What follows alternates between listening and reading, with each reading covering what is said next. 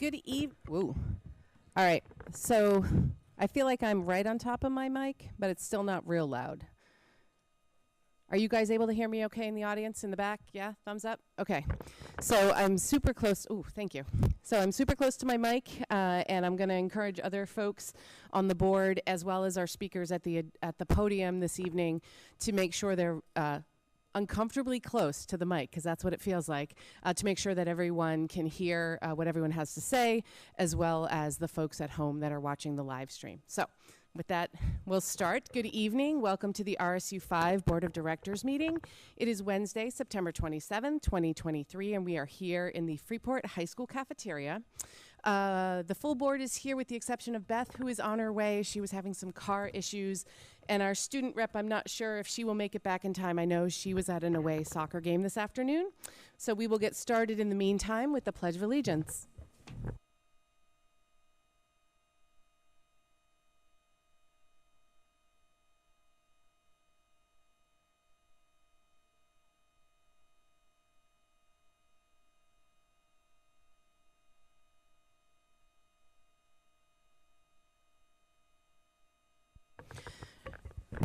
Just a quick reminder, because we do have a lot of folks here, we have a new procedure for public comment, given the volume of folks that we expect to want to speak this evening. We have a sign-up sheet over here, right as you walked in, if you wouldn't mind just putting your name and town on there. And so we have a queue, and we'll go through it in the most efficient way possible. And we will get there shortly, but we have a few things before public comment. So, number 4 on the agenda, do I have a motion for consideration and approval of the minutes of the September 13th, 2023 meeting as presented, barring any errors or omissions? Kelly and Susanna, thank you. All those in favor? Great, none opposed. Adjustments to the agenda. I have one this evening. I would like to, boy, I am loud, sorry about that. I would like to move item 14A, which is personnel, after number 7, public comment. Great, thank you. All right, so we will move on to, we don't have a report from the student rep because she's not here. I don't think Jen's here either, is she? She's not. Okay, so we will move on to public comment. And I don't have the list, but I think Cynthia will bring it to me. And I know there were some on the list on that end too. There was a couple of names on there, so we'll want to make sure we grab them all. So just a couple of, I'll start with our pre-public comment remarks around how we will run public comment, and then I have a few other thoughts as we try to get through as many folks as we can tonight. So in order for the board to have time to fully consider and discuss the issues at hand, we're setting aside, so we have 30 minutes on the agenda. We have a lot of people here that would like to speak. We have another 30-minute at the end of our agenda. I'm suggesting we move that to the beginning, so we have at least a full hour to get through as many of the folks that came out tonight to share their thoughts with us as we can. So we will have at least 60 minutes for public input on this policy, well, or anything else you'd like to talk about while you're here. So in order to hear from the largest number of different voices, each speaker is limited to 3 minutes for comments, but I'm going to encourage folks to be as brief as they can so we can get through as many people as we can. So if you can at all be under 3 minutes, that's much appreciated, and then we can hear from more folks. For those that have not participated in our meetings before, I just want to review a few rules ahead of time to ensure the process goes smoothly and there are no surprises. So at the outset, that we ask for each speaker to identify themselves with their name and their town of residence. We ask you to try and be brief and not repeat yourself. We know that discussions of school-related issues can be emotional, but please remember that our children are watching and that we're neighbors, so please be civil. We will not permit profanity or shouting at one another or comments that disparage or attack individuals or groups of individuals. Speakers should direct all comments to the board. This is an opportunity for the board to listen to the opinions of the public that relate to school and education matters. It is not a public debate or a conversation, so no questions should be directed to the board. The board will not be responding to questions If they are asked, we're here to listen in this part. The board will not permit complaints or allegations against staff members. These are personnel issues, and we are not permitted to hear those in public. If they are complaints against staff, these will be handled appropriately through our complaint policy, KEB. So thank you for your patience while I went through the introduction. I have hope and confidence that your participation will be helpful here this evening and constructive to the board. So we have a pretty good list of folks that would like to speak this evening. So one thing I'm going to do, and there's only a few that aren't, and I apologize, but we'll try to make sure we get to everybody on here. We're going to make sure we hear from residents from Durham, Freeport, and Pownell first. We do have a few folks that are not in the district, so if time allows, we'll make sure that we hear from them as well. So I'm gonna say who the speaker is and who the next speaker after them is. So if you're the next speaker up, if you wouldn't mind just coming and queuing behind the podium so we can keep it moving from person to person. 3 minutes at the max, ideally a little bit quicker if you can. And we will start with Ben Jensen. And after Ben will be Mary Pennington.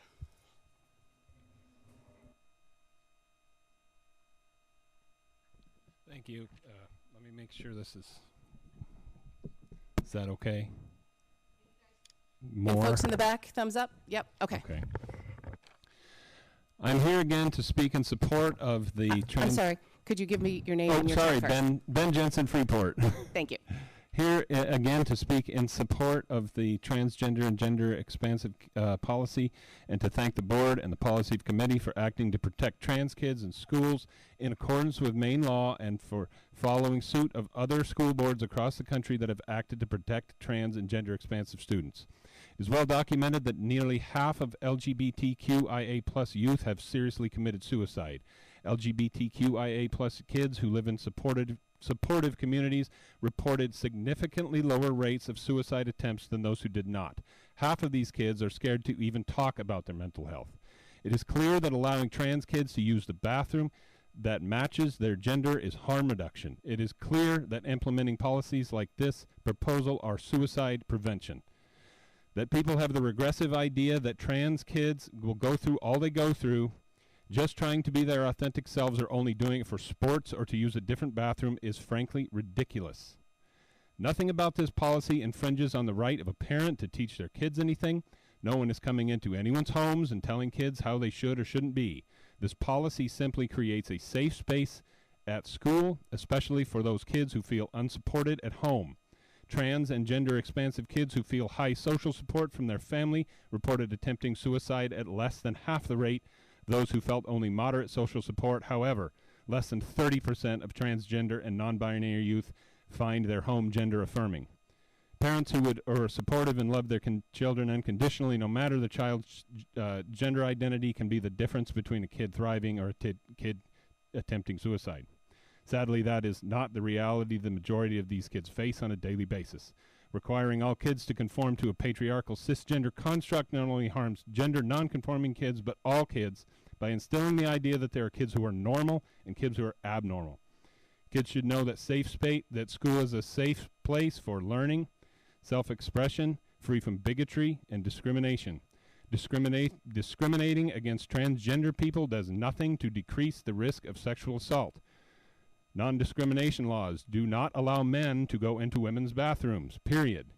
Girls use girls' bathrooms, boys use boys' bathrooms. Trans girls are girls, trans boys are boys.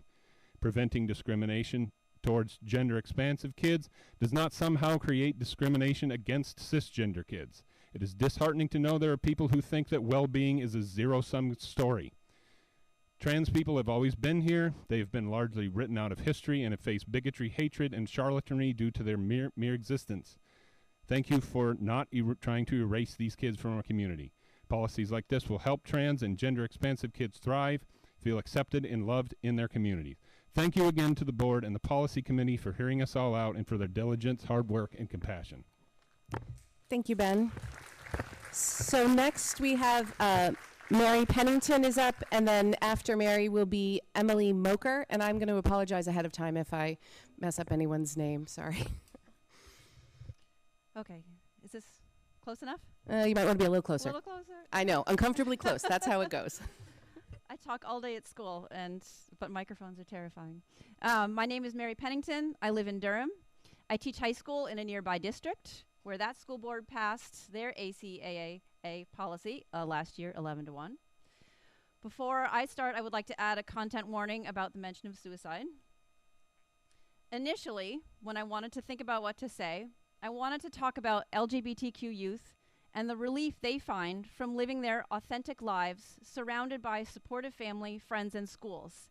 It happens, and it's a joy to see. But this afternoon at our school, we had our suicide prevention training session. The honest truth is that not every student is surrounded by supportive family and friends, thus the need to make schools as safe as possible. According to the Maine CDC, high school students who are gay, lesbian, bisexual, transgender, or unsure of their gender identity are more likely to consider and attempt suicide. 54% of transgender Maine high school students reported suicidal thoughts within the past year, compared to 14% of non-transgender students. What are some protective factors against these dark statistics? At least one caring and supportive adult in their lives. Strong school safety measures, such as the presence of GSTAs and civil rights groups for support and advocacy. And critically, name and identity affirming policies such as this one for transgender and gender expansive students. For these vulnerable students, every single protective factor makes a difference so that they can live their authentic lives. Thank you for supporting this policy and supporting the well-being and safety of transgender and gender expansive students at school. Thank you, Mary. Emily Moker is up next, and if we could have Nathan Leger, sorry, you'll be up after Emily if you want to queue up. May I? Can you hear me? No, God, okay. Okay. Good evening. My name is Emily Moker. I live in Durham, and I'm the parent of 3 students in the district. I'm here tonight to present a community letter of support for the policy on tonight's agenda. The letter reads as follows. We, the below co-signing community members of RSU5 towns, support the drafted policy ACAA, transgender and gender expansive students. We value the health, safety, and rights of transgender and gender expansive students in our school communities. We recognize that individual transgender and gender expansive people, including children, deserve privacy and the autonomy to decide when and to whom they disclose their gender identity, and that they deserve respect, safety, and support when they do disclose it. We commend the board for taking the initiative to write this policy and to provide our educators with a roadmap with which to navigate these sensitive topics. We urge the board to vote in favor of passing policy ACAA as written. Thank you for all the work you do to serve our unique and vibrant school community. This letter is signed by 229 people from Durham, Freeport, and Pownell. You were emailed this letter 2 days ago in order to take it into consideration as you prepared for tonight's meeting, and the numbers I just cited are updated, and that list should have been sent to you this evening. We will continue to collect signatures in support of this policy and of transgender and gender expansive youth in our schools until the policy is passed. Thank you again, and have a good night. Thank you, Emily. So next, we have Nathan, and then I'm going to hop to the list on the other side just to make sure, because I'm not sure when people signed up. So Marissa Freeman will be after Nathan. Good evening. How are you? It's unfortunate because whoever's on whatever side of the aisle, no one's listening to each other. There's statistics thrown around from the left and the right. I'm just going to ask you to name and town first. My name's Nathan Ledger, Thank and you. I live in Durham. We remind ourselves that we are a governing body that serves our school system and our students, not the electorate or our member towns. Let me repeat that. We are a governing body that serves our school system and our students, not the electorate or our member towns. That's a direct quote from a member that serves on this board. Madam Chair, I'm confused. I was under the impression that your positions on this board was given to you by the electorate, by we the people, by the parents of RSU5. I thought that every 3 years you had to ask us, not the students who are ineligible to vote and not the school system that can't go to the ballot box, but by us. You have to ask us to sit on this board. I was under the impression that we hired you and we voted you into these seats.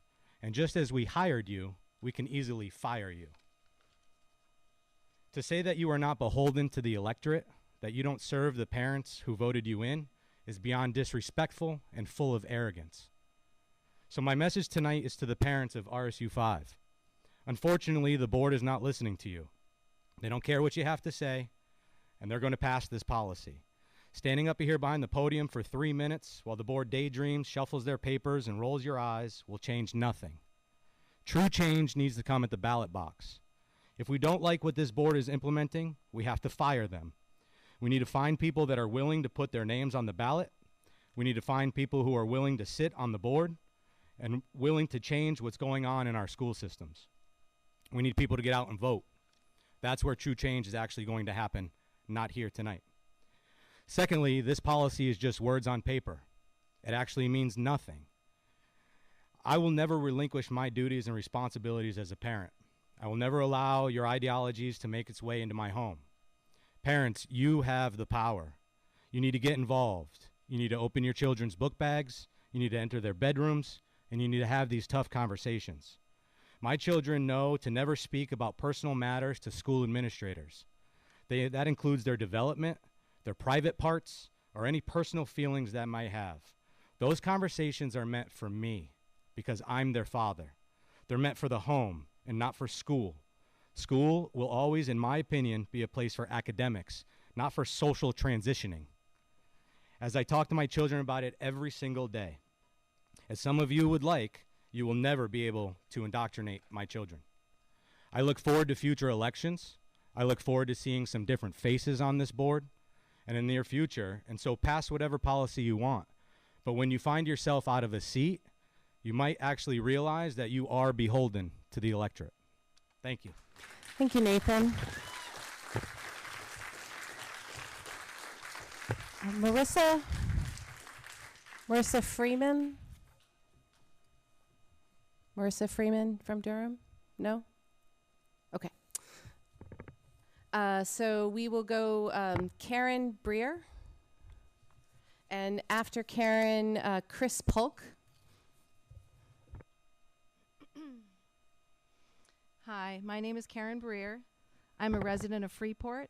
I have a child at Mass Landing School and 2 grown children who graduated from RSU5. While I wasn't at the last meeting, I watched it online. We as residents were charged with reading the transgender and gender expansive policy and to come prepared to speak to that policy. As a parent and resident within RSU5, I stand in favor of this policy and for the students this policy supports. It is a right to be safe, to be transgender or gender expansive, to be yourself and be supported emotionally, socially, and educationally at our public schools. Our schools are here for every student of our Tri-Town community, which includes youth who identify in a gender non-conforming and expansive way. As a citizen of this community, I feel a responsibility to educate myself and my family with regards to people who live life and identify differently from how I live and identify. In doing so, my knowledge and understanding are expanding, which has created a more compassionate stance through which I view the world. When I spoke with my child about going to this board meeting, and that some people do have different opinions than we do, which is fine, she asked me, what if the people who don't agree have a child who is transgender? And I did not have an answer for her. Finally, I encourage everyone in our community to listen to one another and consider viewpoints different from our own. Listen to our transgender and gender expansive youth and their need to be accepted for who they are, to be supported, to feel safe, and to be educated within our community. Thank you very much to this board and the policy committee. Thank you, Karen. Chris Polk. And after Chris, Evergreen Johnson. My name is Chris Polk. I live in Durham, and I have 3 grandchildren in RSU. Yeah, if you could be a little closer to the Okay. mic. Sorry, I know. My name is Chris Polk. Is that better? Okay. I live in Durham, and I have 3 grandchildren in RSU5. I am here tonight to oppose this policy that you will be voting on. One of my many concerns is not only the safety of the students, but the awkward position you will be putting young girls in. Our children deserve to use bathrooms and locker rooms feeling safe while having privacy as they always have. Now you are looking at putting young girls at risk of sexual abuse or worse, and at the very least, feeling uncomfortable. Why, I ask, are you willing to jeopardize the safety and well-being of the majority of the students to make a few feel included? And as for the other issue of not sharing with parents when a child, and I repeat, a child wants to transition, these are not your children. You don't make that decision. God created in his own image, in the image and likeness of God. He created him male and female. Thank you. Thank you, Chris. So, Evergreen Johnson, and then we will jump to Adam Stone. My name is Evergreen Johnson. I live in Freeport, and I'm the mother of 2 children. I'm going to ask you to get a little closer. Sorry. Okay, sorry. My name is Evergreen Johnson. I live in Freeport, and I'm the mother of 2 children who graduated from Freeport High, one of whom is transgender and autistic. It's no small miracle that he made it through school without having been bullied and is alive and well today. It seems to me there are 2 separate issues before us. One is the right for students to have a non-judgmental place of support at school without the influence of their parents. Many of us who grew up with struggles at home found safe teachers who listened to us and shared our burdens, and our right to have privacy was never questioned unless we were in danger or were a danger to others.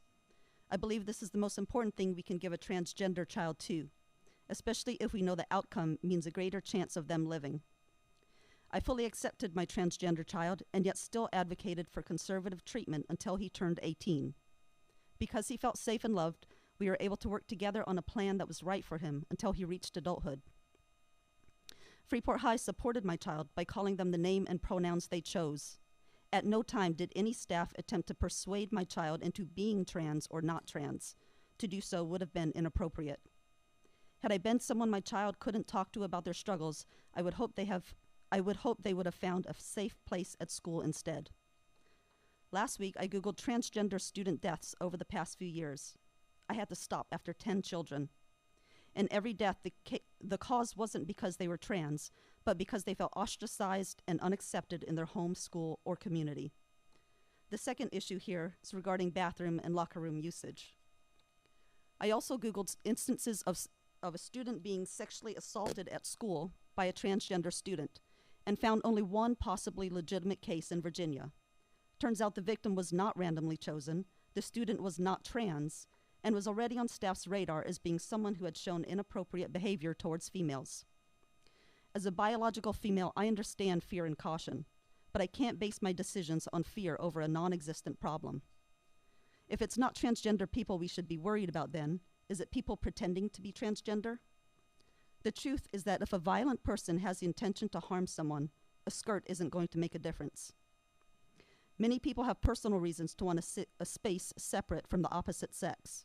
This is a legitimate concern because everyone has the right to feel safe. In our schools, there are already options for bathrooms and changing. If someone feels vulnerable using a multi-stall bathroom with doors for privacy, there are single unisex bathrooms available instead. A non-trans child has the option to use what makes them the most comfortable. A trans child should be able to do the same. I don't know what gender dysphoria feels like, but I invite you to take a moment, as I once had to imagine hating the side of your body so much that you showered in the dark. That's the level of shame these children are carrying and the extent to which they will hide themselves. This policy protects some of our most vulnerable students while still keeping every child safe. I'm grateful for the support my own child found here and thankful that this policy will help ensure that future students can grow up alive and well too. Thank you. Thank you, Evergreen. Adam Stone. So after Adam, we're going to Jonas Werner. And if I could ask if we could queue up for the next person, just so we can be efficient with time. Thanks.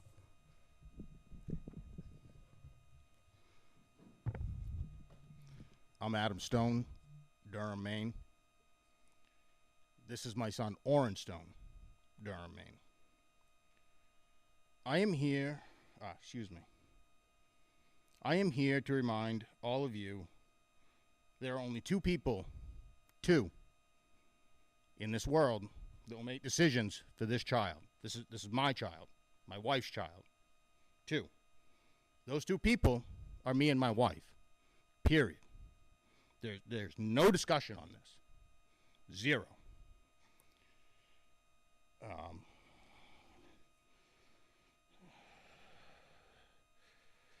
I grew up in a time of live and let live. I do not care what you all and your families do in your house. That's your business. It's not mine, nor will it ever be. I expect the same from you guys. What goes on in our house is our business. That's the way it should be. As growing up, it was always my understanding that the LGBT community, I know there's a few more letters in there, but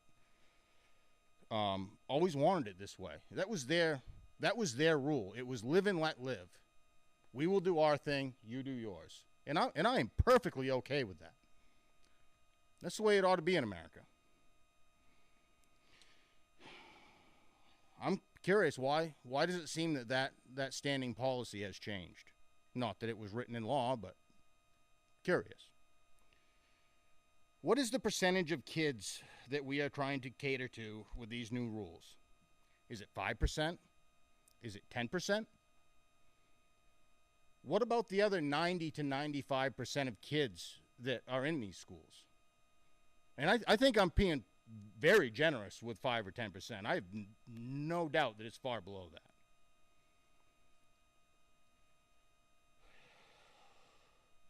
Is there not to be any thought or concern to how uncomfortable it may make all those children or all those families? You all say you want democracy. Well, that would be 50 plus 1. 50% plus 1. 51%. If 51% are against it, which I think we've justified, we're way beyond that, you know, this rule should never be looked at. You know, I'm okay with some things, but this is a bridge too far, guys. It looks like we are the ones being discriminated against. I am not okay with little girls using the same bathroom as my son. Period.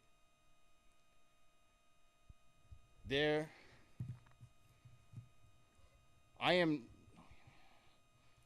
not okay with the accusations that could come from it. Not saying they will, but they certainly could. I guarantee you won't have our side on it. None of you. So that was the 3 minutes. So if you just want to. Fair enough. You give me. I got two more lines here, guys. There are bigger concerns for the school, i.e., grades, test scores. I am here to inform you that if you guys can't stand up and protect our children, we will be looking to replace you. And my last thing to say, I'm Adam Stone, running for school board, Durham, Maine. Thank you, Adam. Thank you. Jonas, and then after Jonas, Jennifer Carrari. Does that sound right? Hopefully. Hi, my name is Jonas Werner. I'm from, I live in Freeport, Maine, and I'm not running for school board. I appreciate the work that you do. Very challenging. Obviously, there are a lot of people. Sorry about that. Obviously, there are a lot of people in this room that feel very strongly about this topic. I was not at the last meeting, but I listened to all of the speakers and was very taken by the amount of fear. Obviously, everybody's afraid. The people like me who have trans kids are afraid. People who don't have trans kids are worried about their non-trans kids. Worried about what might happen in the bathrooms to them. I have 2 kids that went to school here. I went to school. The problem in school for my kids was never gay or trans kids. It was bullies and bigots. It's not the trans children. It's not the gay kids. I'm pretty sure it's probably the same today.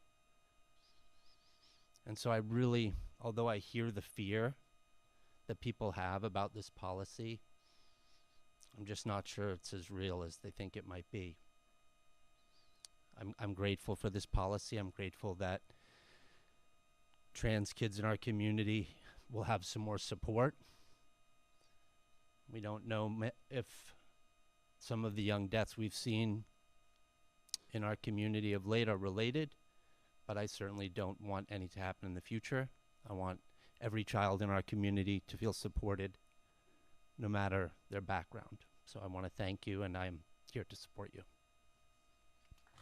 Thank you, Jonas.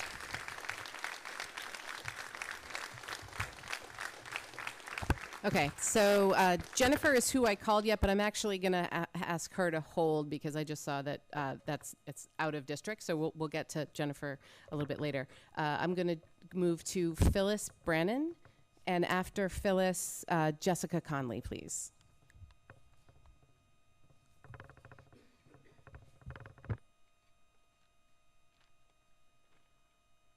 Microphone, can you hear me?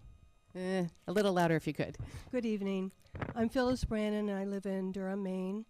I'm going to read an opinion that was given by a parent from out of state to her school board. This also is my opinion. I have to say we are discussing things with them, children, that they are not emotionally, intellectually, and morally able to handle. That is what is causing the anxiety. That is what is causing depression. And that is what is causing confusion.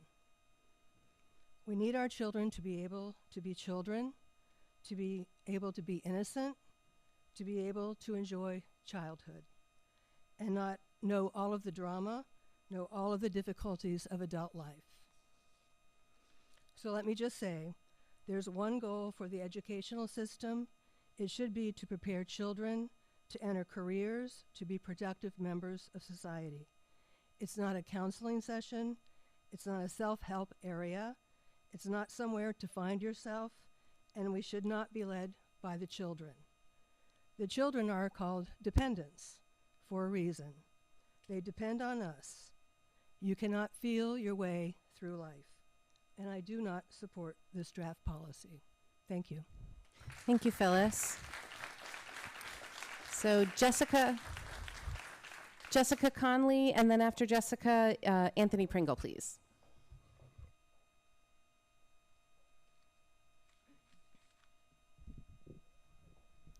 I'm Jessica Conley of Durham.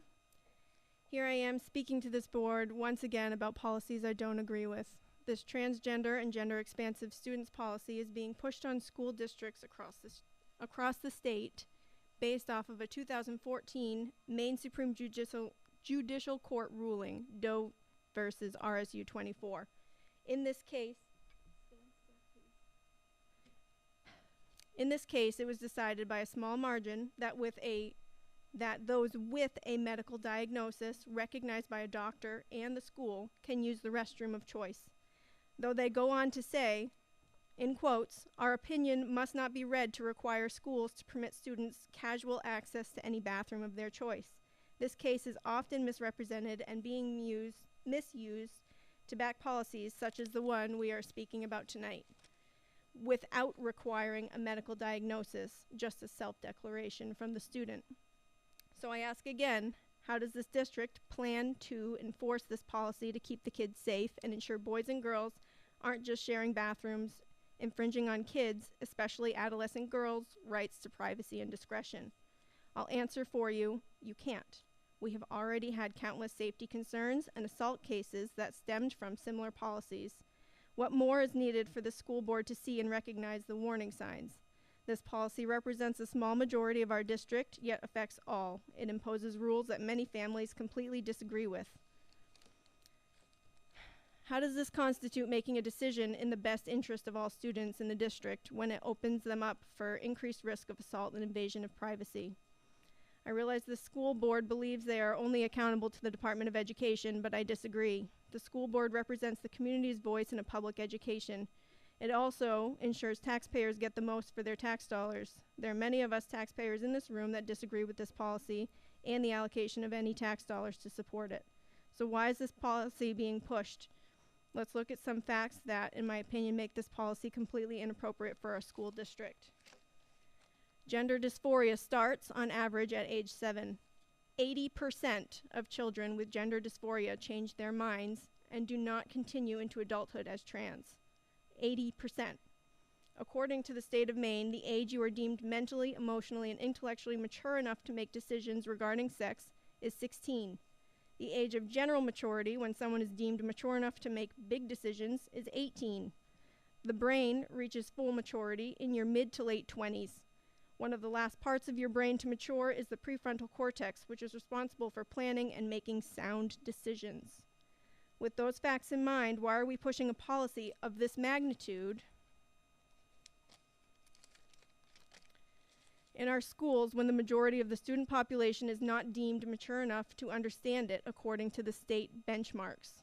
It is not the school board or the Department of Education's place to instruct, coach, or guide our kids in anything but academics. It is my right and responsibility as a parent to guide my kids in all other matters. This policy infringes us parents' rights to decide when we will talk about this topic of immense ambiguity.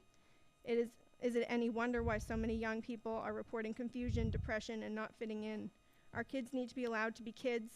Save this topic for when they are able to understand it. Thank you. Thank you, Jessica.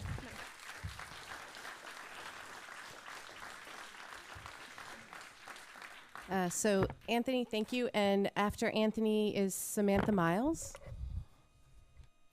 Good evening. Anthony Pringle, father of 2 from Durham.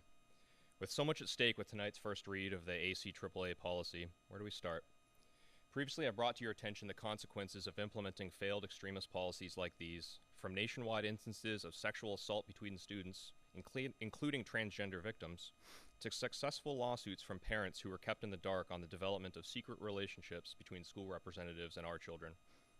The entire notion of this draft policy is disingenuous to the core. We've been told that without this policy in place, students are at risk from the reprisal of parents who don't support the sexual developments that school representatives have encouraged. Now, given that logic, I trust it will also be the policy of this district that any other information you assume will be received negatively will be withheld at your discretion from parents. From this point, I trust we'll no longer be receiving reports on poor grades, bad behavior, or drug use. From here forward, it will only be flowery news and secrets. Any parent who might react poorly to a student who becomes subject to this policy would also be the same who would react poorly to the litany of other challenges experienced during a child's educational career. For this, the school is beholden to mandatory reporting, with laws already in place to protect children who are subject to abuse for any reason. Therefore, any attempted logic to keep parents in the dark on policies like these is a non-starter. Speaking of keeping secrets, let's talk about that. Last meeting, a board member gleefully opined that the board is not beholden to parents or taxpayers. No, they are accountable only to students. As a result, you must now remove parents from the equation to engage in secret keeping with our children. As someone who is genuinely concerned with the safety and welfare of my children, I'd like to direct your attention to guidance from the Center for Child Protection, namely on the topic of red flags of grooming behaviors. Some highlights include targeting specific kids for special attention, slowly isolating a child from family members, undermining relationships with parents to show that, quote, no one understands you like I do. Oh, and here's one you'll really like, encouraging kids to keep secrets from their family members. As a sane society, we have long understood that there is only one instance for which people would seek to hide their relationships with children from their parents. It's difficult for me to stand here and know for certain your true motives, whether driven by blind virtue, cowardice, or something much worse. But I'm beginning to become a professional in connecting the dots, and I think you can see the implications here as well as the rest of us, and it's not a good look. Earlier, I questioned whether the district will logically seek to no longer advise parents of drug use for fear of parent reprisal. Well, it seems you've also got a chronic drug abuse problem on your hands in the high school bathrooms. It's gotten so out of hand, I understand, in fact, that I've heard directly from multiple students that they're now afraid to use the restrooms during the day and instead find themselves either intentionally dehydrating or holding the urge until they're able to return home to their parents in a safe environment. You can't even control your own restrooms from children potentially overdosing in them, and yet here you are inviting sexual assault into the equation. Incredible. With all of that said, I offer you an easy out. 2 birds, 1 stone sort of deal. Single-use bathrooms across the board. Monitor them externally if you must. Now, no longer do students feel ostracized for any reason. No longer are students at increased risk of sexual assault. And no longer are these bathrooms centers for drug dealing and sex crimes. If you're genuinely committed to solving problems instead of creating them, then we, the parents, are here to support you. For the sake and safety of your kids, theirs, mine, press the brake on this vote. Work with us to craft a better policy that serves all children equally, as we have been imploring you all to do all along, and put your money where your mouth is when it comes to protecting our children. Now is your final opportunity for collaboration. Otherwise, we'll be forced to assume the worst of your motives, and you alone will own the responsibility for the outcome. Thank you, Anthony.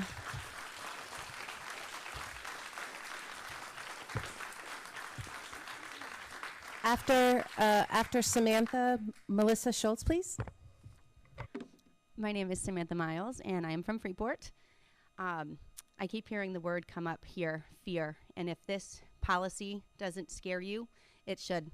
It should, my friends, because it sounds a lot like your secret is safe with me, and I won't tell your parents. If your child came to my home for a sleepover and those words came out of my mouth, I think we'd have a problem. See, I'm a licensed foster home in the state of Maine. One of my 5 children in my home is a foster child. And to be licensed, there was requirements from the state of Maine. So I would like to question the legality in your policy that doesn't line up with what was legally required of me as a foster mom.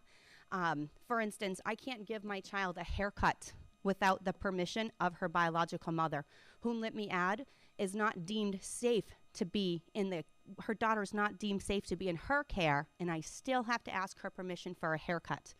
Let me tell you what else I can't do. I can't get her a COVID vaccine without the permission of her mother. I cannot take her to Storyland without the permission of her mother. You see, because the state realizes that the parents have the rights to make decisions. So I'm questioning where you, as the school board and as the school, have the authority to make decisions for our children and to not make the parents aware, because that goes completely counteractive to what I'm told from the state of Maine. Also, when I had my home study, the state required me to have a bedroom for my foster daughter that was not shared with somebody of the opposite sex. She could not have a bedroom shared. Also, if the state of Maine found out that my foster daughter was changing and using the bathroom at the same time as my biological son, I can promise you she wouldn't be in my care, because the state of Maine requires me to keep her safe. And in an effort to do that, they're telling me she is not to share those facilities with her biological cousin, in fact, who is my son. That is not allowed in my home, but your policy is allowing it in a public environment at the school. So I would question you to put the brakes on this policy and to review those things, because what I'm seeing is totally counteractive to what the state of Maine is requiring as a safe foster home for a child in this district. So I encourage families here too. You all are hearing me. This is not legal. If it's not legal in my home, it's not legal in the school. Thank you. Thank you, Samantha. So after Melissa, Jill Gaston, please. Hi, my name's Melissa. I'm from Pownell. I just would like to address, I really appreciate what the 2 before me said. I could go on and on to what they had to say. I'd like to address the 2 concerns that I have with I would like to address the concerns I have with the direction the proposed policy regarding the transgender and gender expansive students is heading in as of tonight. Let me be clear. I am in no way taking a stance against the transgender community. I am, however, advocating for the non-trans students who now will no longer have the choice to feel comfort and safety when using the bathroom or locker room, or when the school provides an overnight field trip and shared sleeping spaces are involved. With this policy, in its current wording, they will not even be able to voice their discomfort as there is no support or consideration for their preferences. And quite frankly, it induces fear and bullying and disciplinary action for them. While there are transgender students who feel uncomfortable using biology-assigned bathrooms and locker rooms, there are also students who have suffered sexual trauma or extreme modesty and anxiety and will have equal discomfort sharing personal and private space with biologically opposite students, and they deserve the same consideration while adjusting to make these new accommodations. I had a personal proposal, but now I'm actually feeling more aligned with the gentleman who spoke, and that why don't we just go back to, or go to having single-stalled bathrooms all around. I think I agree with him. Vaping has been a problem in the schools. I can't tell you how many times my kids have come home and said, I couldn't go to the bathroom because there was only one bathroom available. This is a problem that goes beyond just the transgender and the gender expansive students. This is a whole big problem. So that should really be a strong consideration to change your bathroom assignments and your bathroom logistics. My second point is my 18-year-old son last year needed a parental signature to go for a field trip, I think to LL Bean. He was 18 years old, he was an adult, and he needed my signature to leave the school. As you move forward with this policy, I question the wording that allows for may or may not parental or legal guardian inclusion. I have some real concerns about how the vague wording is for supporting the student. Will this student receive medical and psychological treatment? Who will pay for this treatment? Will the student's parents' insurance be used? And even more profound, who is going to support this student into adulthood? Adolescents may or may not change their minds and may or may not regret the choices that they make as teenagers. Who is going to support these young adults at that time? If you as an administration are going to support this person through physiological changes, are you going to provide continued support after high school? If parents and guardians are not included in this decision-making process, I am a pediatric healthcare provider, and I agree with the foster mom who spoke. It takes an act of Congress to do anything to a child without parental permission. We have to go to the ethics community, or the ethics committee. We have to get a court order. We have to go to DHS and have parental rights removed. So I agree with her, and that was a big question of mine, is how are you circumventing this legality? I don't understand how you've been given permission to cut parents out of the equation. I just don't know. And then the fallout of that. How are you going to support these kids afterwards? You can't expect parents then to have a good relationship with their children into adulthood.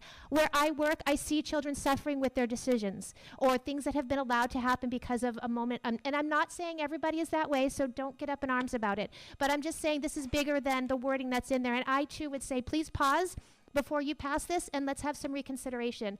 My final thought is that as a community and district, we can do better. If our goal is to achieve diversity, equity, and inclusivity for all, then let's not overshoot the mark.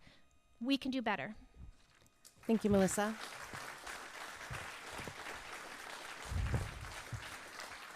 So after Jill, I have Jackie Priestley, please. Intimidation. Okay.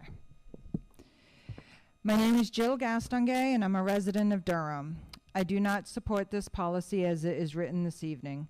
My first concern is this policy doesn't address age or grades. When my son was in kindergarten, if a child got wet on the playground, came inside, and changed out of their wet clothes in front of the other students, they were reprimanded. They were reprimanded because they were exposing their genitalia to other students with different genitalia. According to this policy, this behavior will still no longer be acceptable in the classroom, but will be acceptable as long as the children are in a bathroom or locker room. How are you going to help these children understand all that? My next concern is with school sporting events. When there are multiple schools using the locker room of their biological sex, are we going to forewarn other schools that there may be a transgender in the locker room? Boys and girls should know ahead of time that there may be genitalia which they have no desire to see on display. My final concern is the lack of shared communication and medically professional involvement in this policy. Although there are rare genetic variations that make genitalia and sexual identity ambiguous, these variations are just that, rare. Yet, according to the American Journal of Public Health, 1 in 250 people in the U.S. identify as transgender. This means that their sexual identity is not based on a genetic variation, but on psychological reasons. According to the American Journal of Public Health and the Advocates for Youth, over 40% of transgender adults attempted suicide, 92% of which were before the age of 25. You alone cannot prevent a child from attempting suicide. We realized that last year. None of us could. Yet this policy doesn't require parental or medical professional involvement. A client of mine shared the story of their grandchild who questioned her sexual identity. The school had a similar policy to what you are considering tonight, and they helped her change her identity to male and provide the child with time the social worker had. Because this social worker didn't meet with the parents, they didn't realize that the sexual identity was the result of anxiety and depression. This child was questioning their sexual identity because it was the one factor she could control at the time. You see, her closest grandfather passed away, and her mother was diagnosed with breast cancer, all in the same summer. This child didn't need a change of identity. She needed professional therapy to help her through this extremely difficult and heartbreaking time in her life. Her parents accidentally found out what the school had done, and today the child is grateful that they did, because they got her the professional help that she needed. Once her depression was resolved, so wasn't her sexual identity thoughts. I'm not saying that all children who change their sexual identity are sexually confused or have an underlying emotional difficulty, but without consulting the parents, neither can you. I plead you all to take every effort you can to prevent one child from committing suicide, and one of those efforts is to make sure you are communicating with the parents and helping these children get professional therapy. Thank you. Thank you, Joe.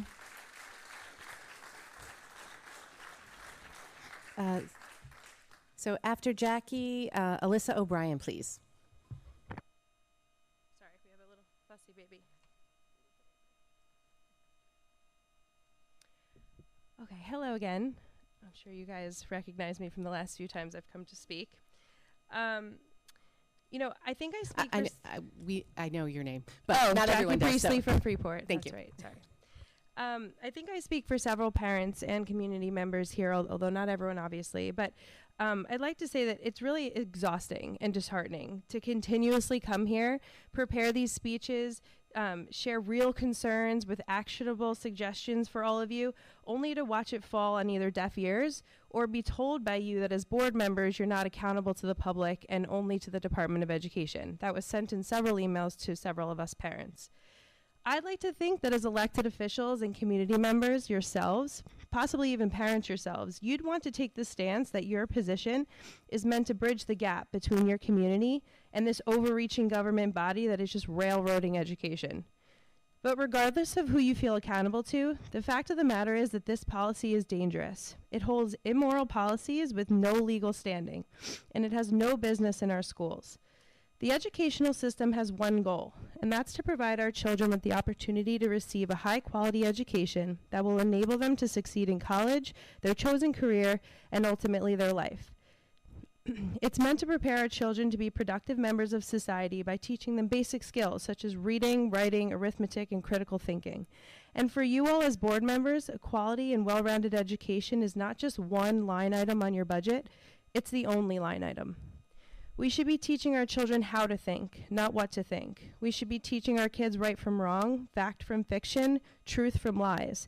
We should be teaching our children to never trust anyone who tells them not to involve their parents in something, especially life-altering decisions such as this policy suggests.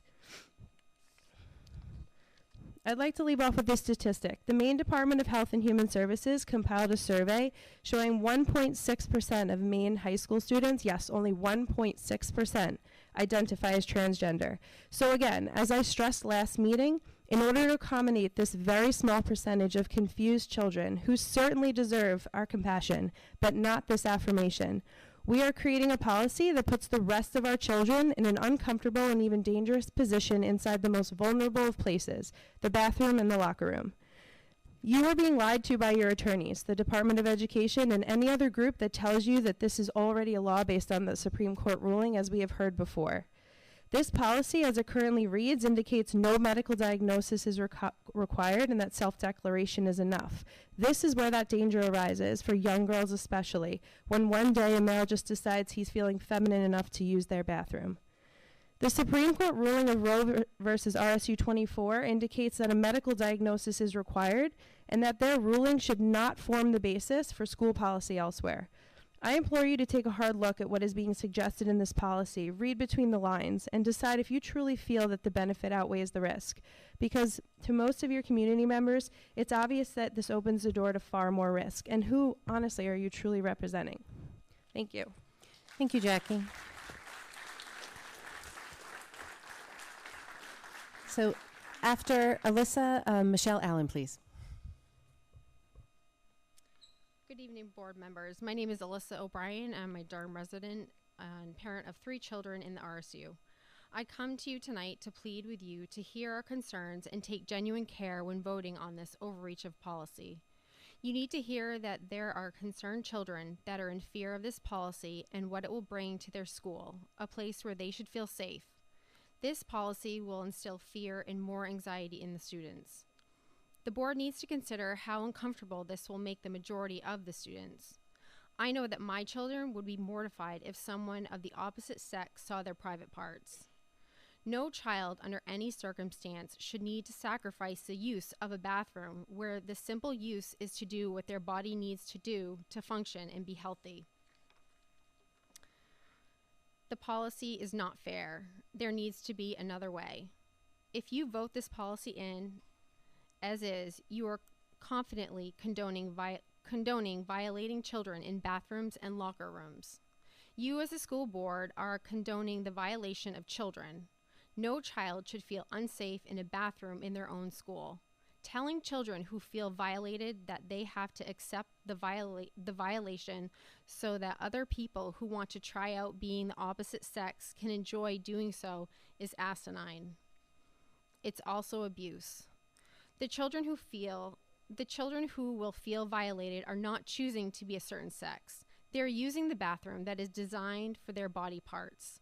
The transgender kids are choosing to do something different. Therefore, they should need to choose a different setting that still feels safe for all. A single stall bathroom won't kill anyone or label anyone. I'd take a single-use bathroom over a multi-stall any day.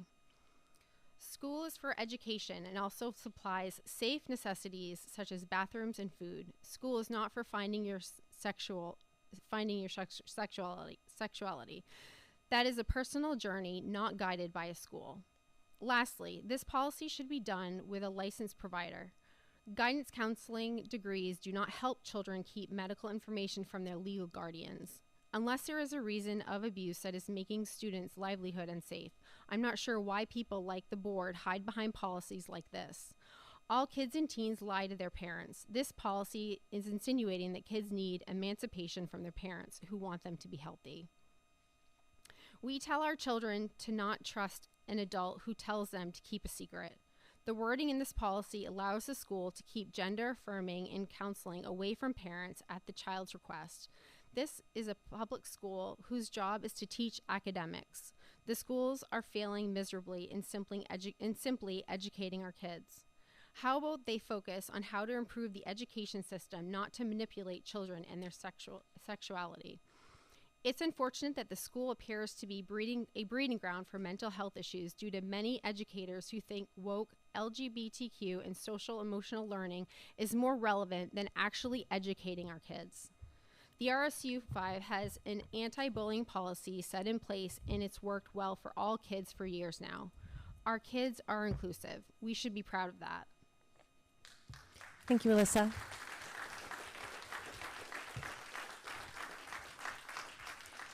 So after Michelle, Polly Smith, please.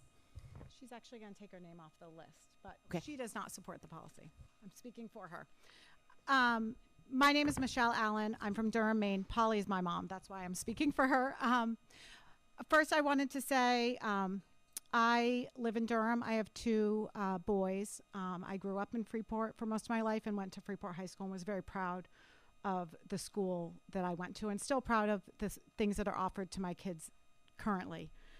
But I am here tonight to speak against the draft policy AAA. As you have heard tonight, or will be continuing to hear from the community, please keep in mind that you are all elected officials. And per the National School Board, you're elected by people in the community to represent values, views, and desires for the public school in the district. As selected leaders in this community, you are to consistently communicate with the public, keep community members abreast of challenges, ideas, and progress. I've yet to see this posted by anything about the RSU other than the link to the agenda, but no other conversation really out there showing people and educating people about the draft policy. With that being said, I ask you to actively listen to the community tonight. Actively listen. Discuss our questions, our concerns, and remember that we're all here for one common goal, which is to protect and educate our children. This policy needs to be paused. We need to allow for more discussion, more community involvement, including surveys to students, parents, teachers. What will this policy look like? Do we or you know what the community's thoughts truly are? You're finding out tonight, and I'm sure you have in the past couple of weeks. But we need to ensure that we're being thoughtful of the multiple impacts of this policy. The policy states that it's to create a supportive and foster a safe learning environment for each and every student. I'm in disagreement with this policy because I don't see how this protects every student. I have concerns that this allows our schools to have more control over my child than my husband and I do. Based on the RSU5 website and the multiple policies listed, there are already policies in place for harassment, bullying, and discrimination. Therefore, creating a safe environment should be included and covered in those existing policies. Last week, I sent an email to the board with my concerns and questions. I received a response with answers that simply stated, "Hi, Michelle, thanks for reaching out and sharing your concerns about policy ACAAA with the board. We appreciate your feedback. I encourage you to come or watch a live stream of the upcoming board meetings when the board discusses the policy." No real answers to my questions. So I'm here tonight with all of these people that are voicing concerns on both sides. Here are my questions, and I strongly encourage you to include these in your discussion later tonight. This draft does not detail who and how it determines when a parent is or is not included in these discussions. Aren't teachers and school staff supposed to call parents about grades, bad behavior at school, ask permission to give my child medicine? But now we're allowing parents to be excluded from the conversation. Based on what? This draft also does not explain who's monitoring restrooms. If this is a private matter for a student and, in quotes, other relevant meeting participants, how will members of the staff know which students are able to use which restrooms? Please think also about the legal precedents in Maine, specifically stated earlier tonight about the Maine Supreme Judicial Court and the Roe versus RSU24. The Maine Supreme Court did state that our opinion must not be read to require schools to permit students casual access to any bathroom of their choice. Decisions about how to address students' legitimate gender identity issues are not to be taken lightly. We also do not suggest that any person could demand access to any school facility or program based on a solely self-declaration of gender identity. This draft also does not describe what a support plan is. Is this counseling, medical treatment, psychological treatment, medications, garments? Again, there are other policies in place that a parent needs to approve prior to a school nurse providing medications. Sorry, Michelle, but the 3 minutes is up. Okay. So we did get your email, though, but Okay. so trust that we've read that and Yep. we've got the questions. All right. So with my questions, with this email and the questions, I just ask that you have an active discussion and include the community in further discussion prior to Michelle. passing. Thank you.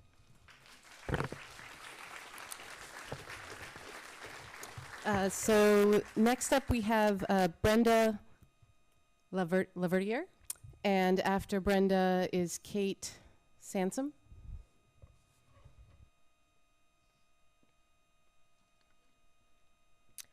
I'm Brenda Laverdiere. I reside in Freeport.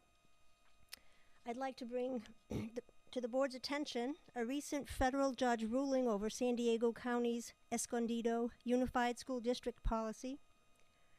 2 middle school teachers refused to uphold the school's policy that required staff to lie to parents and hide students' gender confusion. The teachers argued that the secrecy policy infringed on their First Amendment free speech and free exercise of religious beliefs. Regardless of a teacher's religious affiliation, it's wrong to expect school staff to lie in order to keep their job. Teachers educate and influence our children. They shape the future of our society. Teachers are expected to have a high level of morality and integrity and probity. Requiring them to be dishonest in the course of their job is unconscionable. U.S. District Judge Roger Benitez issued a preliminary injunction that protects the teachers who challenge the school's policy. He wrote that the policy appears to undermine constitutional rights, calling it a trifecta of harm. It harms the child, who needs parental guidance and possibly mental health intervention to determine if the incongruence is organic or whether it is the result of bullying, peer pressure, or fleeting impulse. It harms the parents by depriving them of the long-recognized 14th Amendment right to care, guide, and make healthcare decisions for their children. And finally, it harms the plaintiffs who are compelled to violate the parents' rights by forcing plaintiffs to conceal information they feel is critical for the welfare of their students, violating plaintiffs' religious beliefs. Benitez made it clear that school districts who insist that the child's right to privacy is greater than the rights of parents are mistaken. The Constitution neither mandates nor tolerates that kind of discrimination. I ask you, therefore, Chairperson Richardson, to please table the review, first read, and vote regarding policy ACAAA, transgender and gender expansive students. There needs to be more legal review. I would hate for the school board to incur significant legal expense. Thank you. Thank you, Brenda.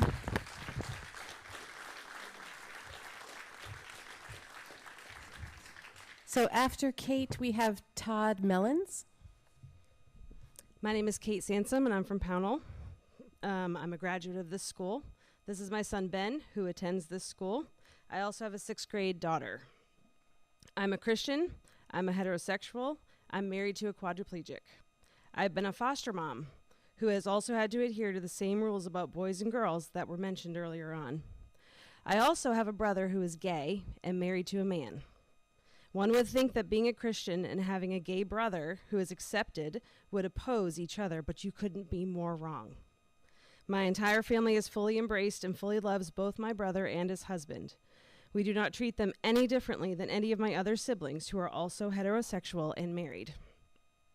I believe in all children feeling loved and accepted for who they are.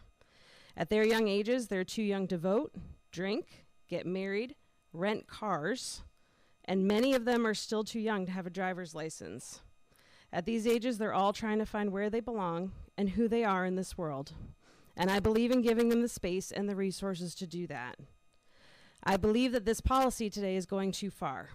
It needs to be paused and rethought. The community needs to be able to weigh in an official way. This should not be up to just the school board. I do not want my daughter to have to share a bathroom with a transgender girl who has a penis. My son should not have to share an open locker room with a transgender boy who has breasts. He just doesn't need to be looking at breasts. Isn't it hard enough to be a preteen or a teen without being exposed daily to body parts of the opposite sex? If you're wanting to pass a policy like this, everything should be single use, bathrooms and locker rooms. Do like Starbucks and make all bathrooms single stall and for everyone. Remove the multi-stall bathrooms. And by the way, my son, who is 6 feet tall and as strong as any man that I know, has told me that he does everything he can not to use the multi-stall bathrooms in this school every day that he is here because of the drug use that's going on in them on a daily basis. That is a much bigger issue to deal with first. He's not even comfortable with entering the bathroom. And many of the rest of the single stall bathrooms are locked during the day because of drug use.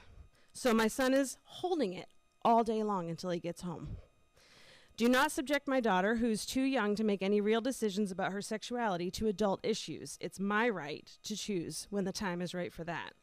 And as for keeping this from the parents, my sister is a teacher at one of the schools in this district. And I know for a fact that she has one of your children in her classroom.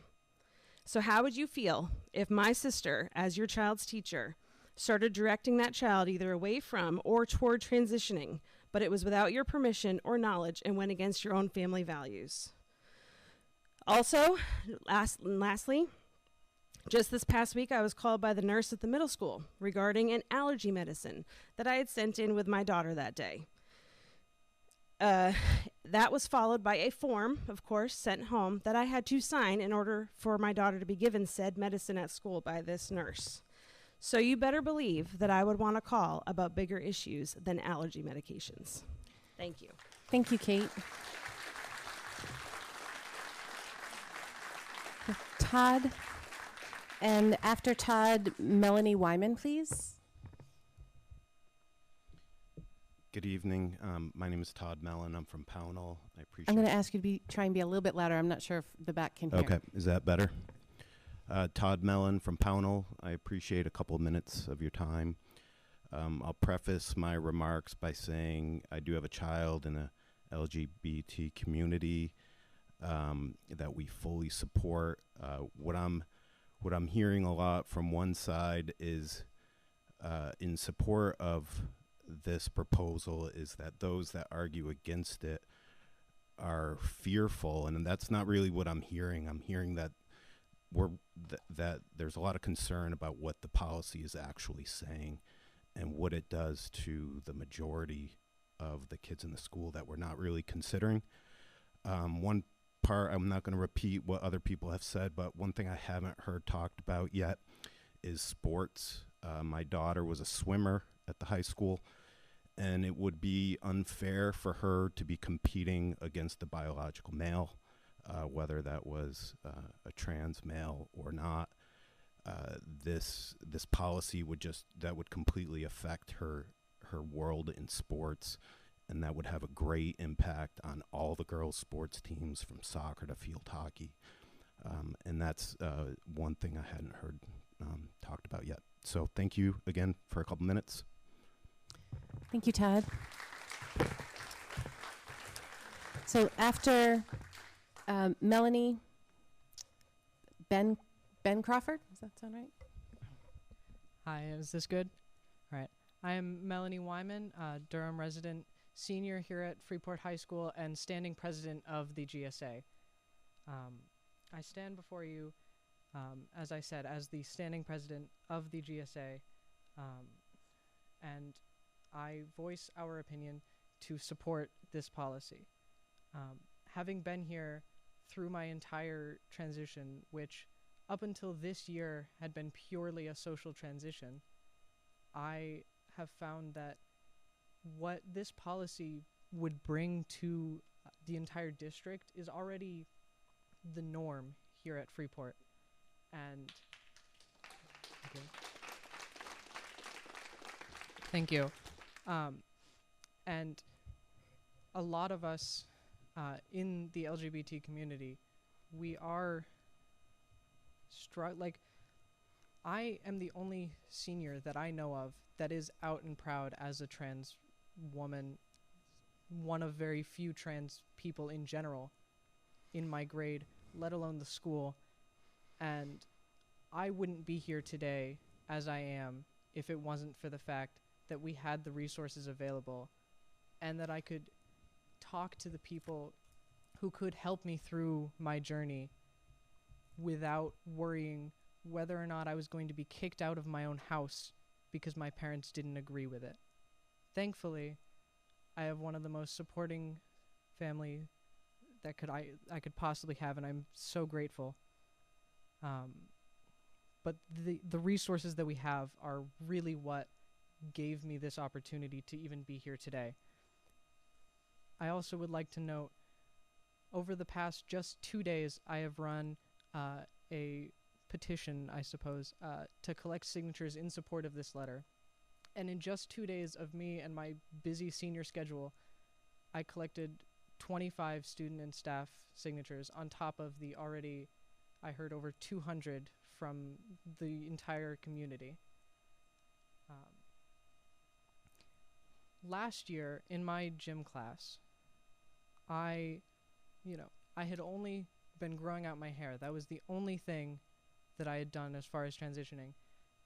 And after many talks with my teacher, as long as I was comfortable with it, I was allowed to use the women's locker room. And so I did.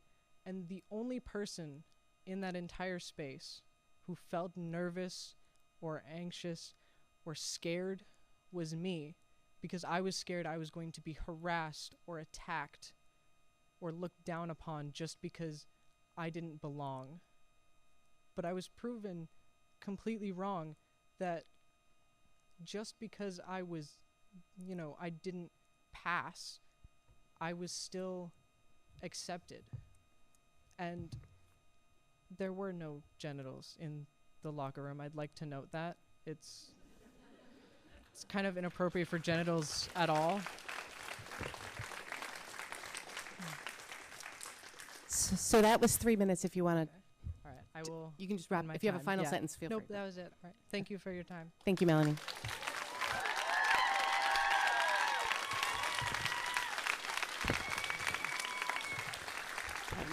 So after Ben, oh boy, it's Mitch Rhoda. All right, so you can hear me? I'm Ben Crawford from Freeport. I believe probably most of you know me. I talked to my daughter before I came here. She's in the high school, and I was telling her what I was doing, and she said, "Oh, you're going to that? Okay." And I said, "So what do you think? What about safety? What do you feel about safety?" And she said, "Well, I know 20% of the students feel really safe at Freeport High School. 80% don't." I said, "Who's the 20%? She goes, "Well, that's the LGBTQ community.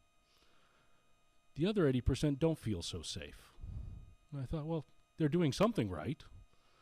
They've gotten that message out pretty well, but I wonder about the other 80% if they're feeling that safety and security that they expect to feel when they come to school. So I was here last time. Mr. Cheney shared a number of things with us in regards to how the policy was actually developed. And the major focus that was used was the American Academy of Pediatrics policy from 2001. I found part of that. I'd like to read a little bit. While the data is limited, population-based surveys estimate that 0.7% of teens aged 13 to 17 identify as transgender. We've had a bunch of numbers similar to that, some a little bit higher.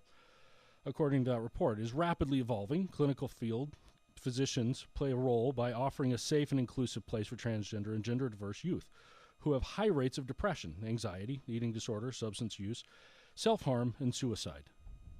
None of us want any of them to struggle with any of that. Children who are supported by their parents and families are more likely to experience better physical and mental health, according to the AAP. In one study, 56% of youth who identified as transgender reported thinking about suicide at some point, and 31% reported as previously suicide attempts. That's horrible. That compares respectively to 20% and 11%. So the numbers are higher in what the AAP found for transgender students. But that does mean a lot of high school students are struggling with the same issue. So if you take Freeport's high school numbers, about 540, that means we have at least 4 students struggling with gender identity. It's probably more than that. Our number is a little bit higher. That would mean 2 of our students right now are probably struggling with suicidal thoughts because of their transgenderism. We need to support them.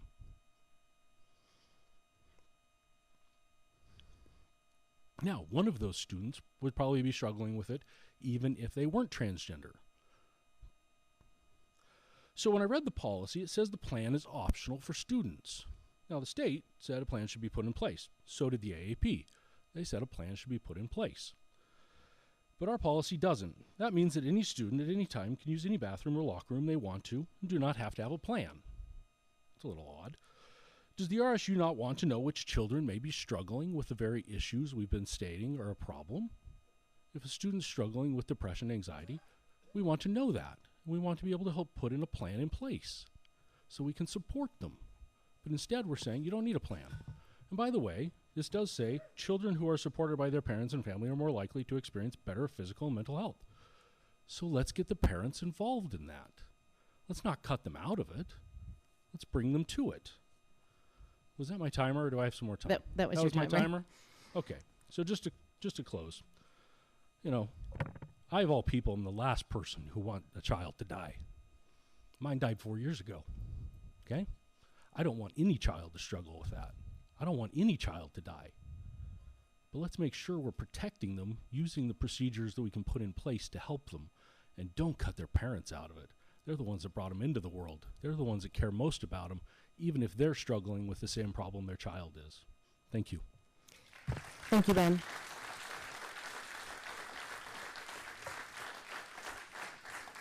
So after Mitch, we have Matt Tiffany, please.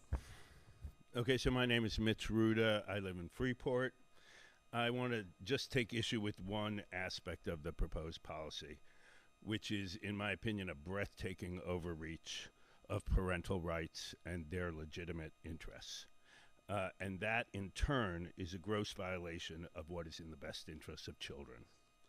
So I heard at the last meeting a very horrifying figure cited, that 1.9% of kids in Maine are abused. So that was a wow. And really? And is that at home? And if that's true, that is very scary. But then shouldn't we be discussing a policy to find and identify those 2% and help them? Indeed, it may well be appropriate to do so without parental notification. But the problem with this policy is that children, and that's what we're talking about, children, especially these days with all the sexualized talk and the chatter about pronouns, and with policies such as these being discussed and implemented, may very well want to try out being a different gender at school. And they may very well say they don't want their parents to know about it. If it were your child, would you want to know? Would you want to know? Would you want to know?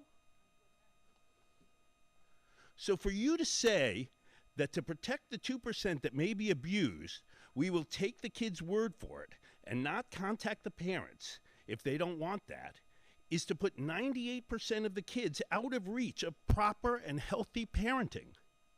We are talking about minors, a term specifically created in law to require important decisions be made only with the guidance of a guardian. Do you think that means you? Are you now the legal guardians of this community's children? You have no right. You have some nerve.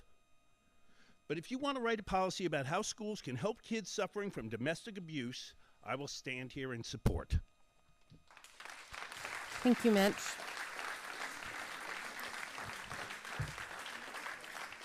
So after Matt, Rita Thacker. Hi, my name is Matt. I'm a parent and a therapist, and I live in Durham. I'm worried about what will happen to the kids. They have a lot to worry about in this world without being pushed aside and left feeling unsafe.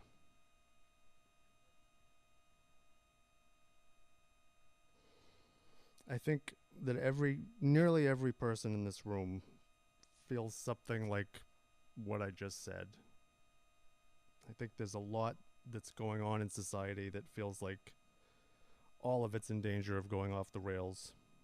There's a lot of people who feel like many things are going in the wrong direction. I think people have a hard time when they're told that something that they thought was a given, maybe it's not as black and white as all that. Maybe there's more to it. That can make people feel wary. It can make them feel guarded. That doesn't change the fact that this policy makes sense. We shouldn't deny people a feeling of safety because of, quote unquote, the way it's always been, or because gender can be confusing. Comprehension doesn't need to be a requirement for compassion. We can learn about what's actually going on and not give in to scare tactics, talk about rape in the bathrooms, people saying things to suggest that because it is confusing, because it's different, it must be dangerous. These are the same sort of scare tactics that have been used against black people and against gay people. When people resort to scare tactics, that's because they're scared, and their fear clouds their judgment. It closes their eyes to reality, to statistics, to common sense, to their own compassion. We don't need to be scared of a policy. We need to be scared for all of our kids, of the people that would have kids believe that different means dangerous or disgusting. That's what breeds violence and threats. Please vote in favor of the policy. Thank you. Thank you, Matt.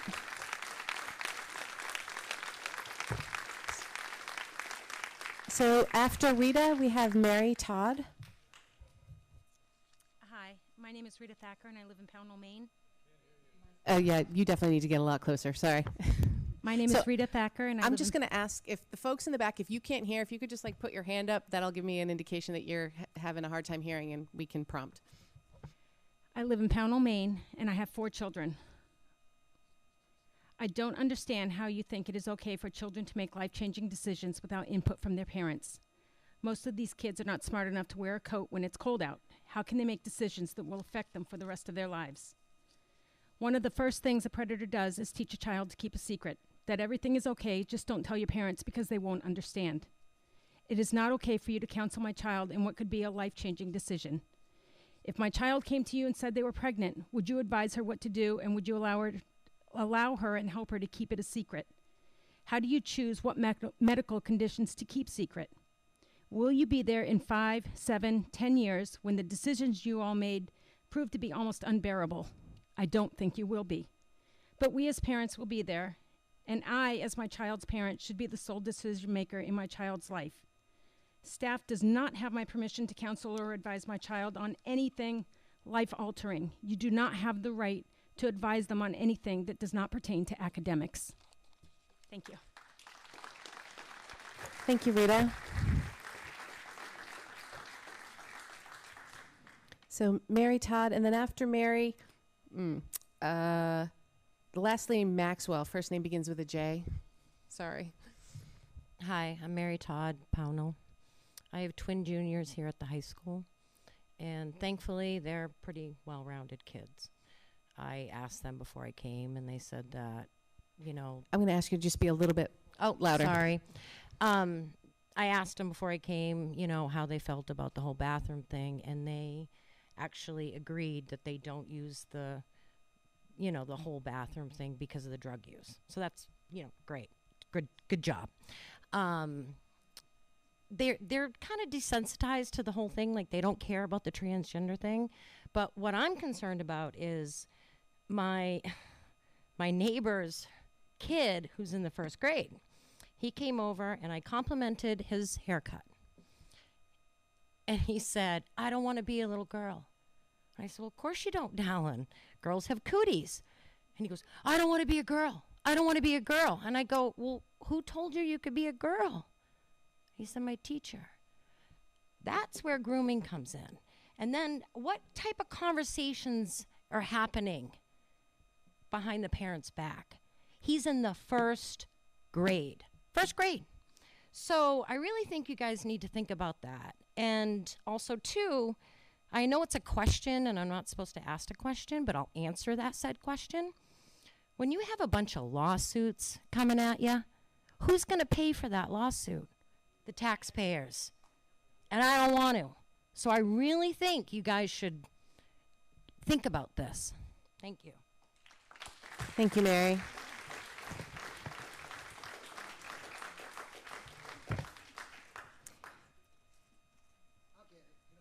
Okay, and then Orion Breen will be next.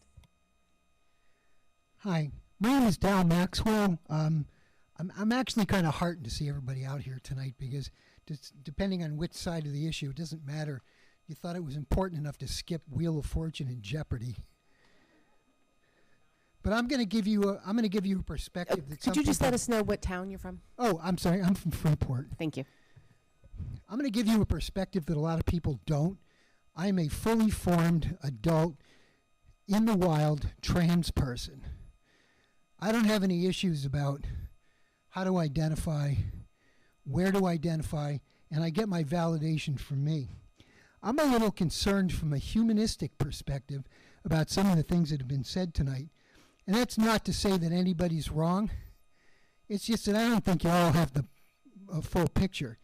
I've heard people talk about how this is a sexual issue when it's really a gender issue. It has nothing to do with sexuality, or it shouldn't. I've heard...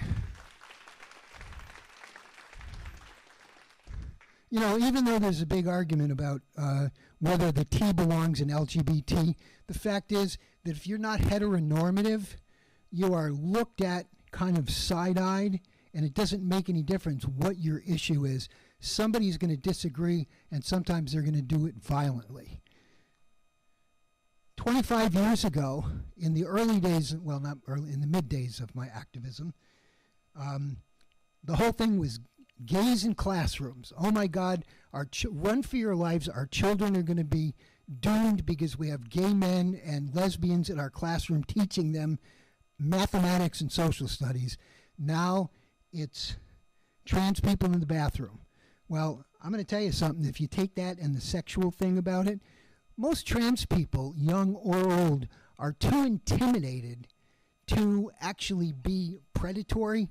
Most of us are not that interested in like being sexually anything.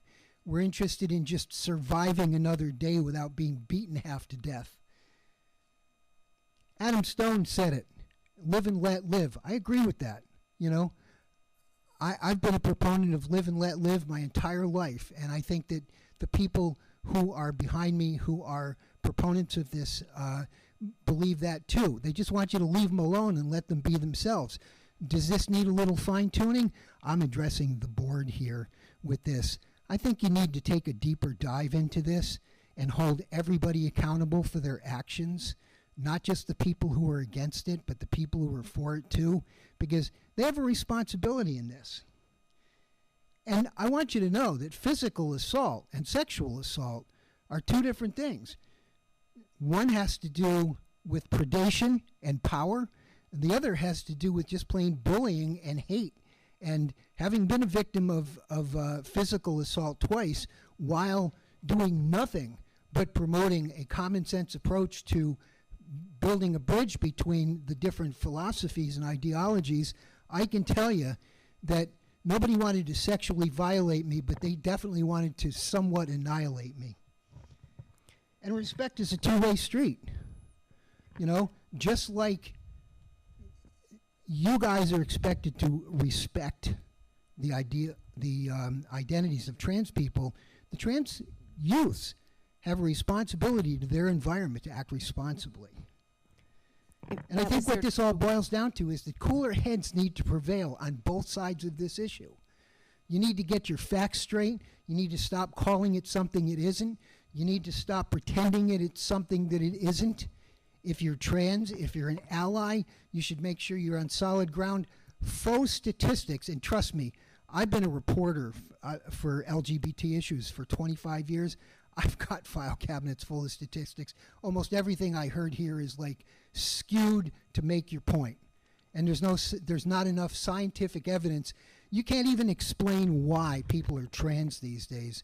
So those statistics about how many people are running around claiming to be trans, I think we need to give it a little latitude, because you have people who are otherwise in the very midst of finding out who they are as human beings, and they're not fully formed yet. Cut them some slack. That was your timer did go off. So. Okay, let me just. I just want to say the last thing. I've heard trans people be described as confused. We're not really confused. We've been given a set of circumstances that we didn't ask for necessarily, and a lot of us feel alienated. And I'm sure after this discussion, some of them are going to continue to feel alienated. I hope you'll all look deep in your hearts and find some empathy to come up with a more balanced approach to dealing with this. And I hope you guys will come up with a more balanced approach to implementing it. Thank you. So Orion Breen, and then following would be Chandra Jin Robbins. Hello, my name is Orion Breen. I live in Pownell, and I have a child at Freeport Middle School. My child is non-binary, and if you don't understand what that means, that's totally fine. They're just a kid who is obsessed with Zelda and is just like any other kid, and and they're friends with kids and go over to their house, and I know that some of their friends' parents, they don't get what non-binary is, and we can still be friends. We are still neighbors. We are still a community. I support this transgender and gender expansive students policy, but I want folks who don't support it to understand that I hear you. I still consider you a neighbor. You can still be a friend. I share some of your concerns. The Freeport Middle School is lucky to have a lot of single-stall bathrooms, and it's concerning to hear that that sounds like there is a potential drug problem in the high school, and it's definitely something that needs to be addressed. And if there's more single stalls will make more people feel comfortable. I support that, and I hope people will support putting that into the budget if that's something that will make more students feel comfortable. To me, this policy is not about keeping secrets from people. That's not how I read this policy. My kid growing up, there may be some things that they don't feel comfortable talking to me about right away. I feel good that there are people at the school who are licensed professionals and are educated and trained about how to talk to kids and listen to kids, and can help them work through their feelings so that they feel comfortable talking to me about anything. I think that is the point of the school, and what we're talking about this policy is that it's to encourage kids to feel like they have adults in their life that they can talk to, and that those people that the kids talk to are not encouraging the kids to keep secrets from their parents, but are encouraging them to work through their feelings so that they can feel comfortable to talk to their parents. And so that's why I support this policy, and I appreciate everybody that came out and has concerns about the community, and that's a good thing to see so many people here, and I hope that we'll see just as many people here when we discuss the budget as well. Thank you. Thank you, Ryan. Chandra. So we have Chandra up next, and then Sarah Doughton after her. Oh boy, I'm short. This is not good. Can you hear me? My name is Chandra Robbins. I live in Freeport. I am a business owner here in Freeport, and I also reside here. I have heard a lot of opposition to this particular bill, and I apologize if I'm not doing this right. I've never been to one of these before and was hoping to never have to come to one of these before. But as I was saying, I probably agreed with, or at least it had discussions as I've heard on the opposing this bill. And then plot twist, a year ago my child came out as trans. And then this was not somebody else's child. This was not somebody else's problem. This was in my house. And I am lucky enough that I didn't ever have to worry about a teacher or somebody knowing something about my kid that I didn't know, because my kid told me first. And I am incredibly proud of that she felt comfortable enough to come to me and tell me that she was trans. And I'm not going to lie and say it was easy, because it was not. It is still not easy. It is a terrific transition, and it's very difficult as a parent when something happens to your kid that you were not prepared for. My child was assigned male at birth. I had plans for my son. I had plans for how they would be when they grew up. I had all these things. And then plot twist, she's a girl. She's a girl. And I didn't know what that meant until it was in my house. And I did not know what it meant to have a child who, I remember what it was like to be 15. I remember how weird it was to go through puberty. I remember what it was, the breasts showed up way too early. My sister, they showed up way too late. You know, it's weird. But it would have, I can't begin to imagine what it's like for my child, who is a girl, to be growing facial hair, and to be having erections, and to having nocturnal emissions, and whose voice is getting more like her father's, not more like mine. I cannot understand how difficult that is for her, and I can't make it any better for her except to support her in every way I can. I support this bill because this bill is already in effect, or bill, it's not bill, what is it called? Policy, because this is already the policy my family has experienced in the Freeport schools. Up until this point, I have been so proud to be here in Freeport. Intolerance and my other friends, I mean, I'm one of a handful of non-white people in this state and one of a handful of the one people. So people are saying it's only one person that counts. Okay, that gives me pause. I have to admit, that does give me pause. But my experience as a Mainer is that we are neighbors. We take care of each other. Okay, we don't understand everything everybody else is doing, because let's admit it, some people do really weird things. But we as a community, we come together. We support each other. We want to do the best thing for our kids. And I have to say, as a parent of a trans child, if you are worried that your child is trans and talking about this with somebody else, there is a very simple solution for this, and this is this. Ask your kid if they're trans. Ask them. And if that makes you uncomfortable, I have to tell you, that's actually not your kid's problem. And it's not the school board's problem. Okay?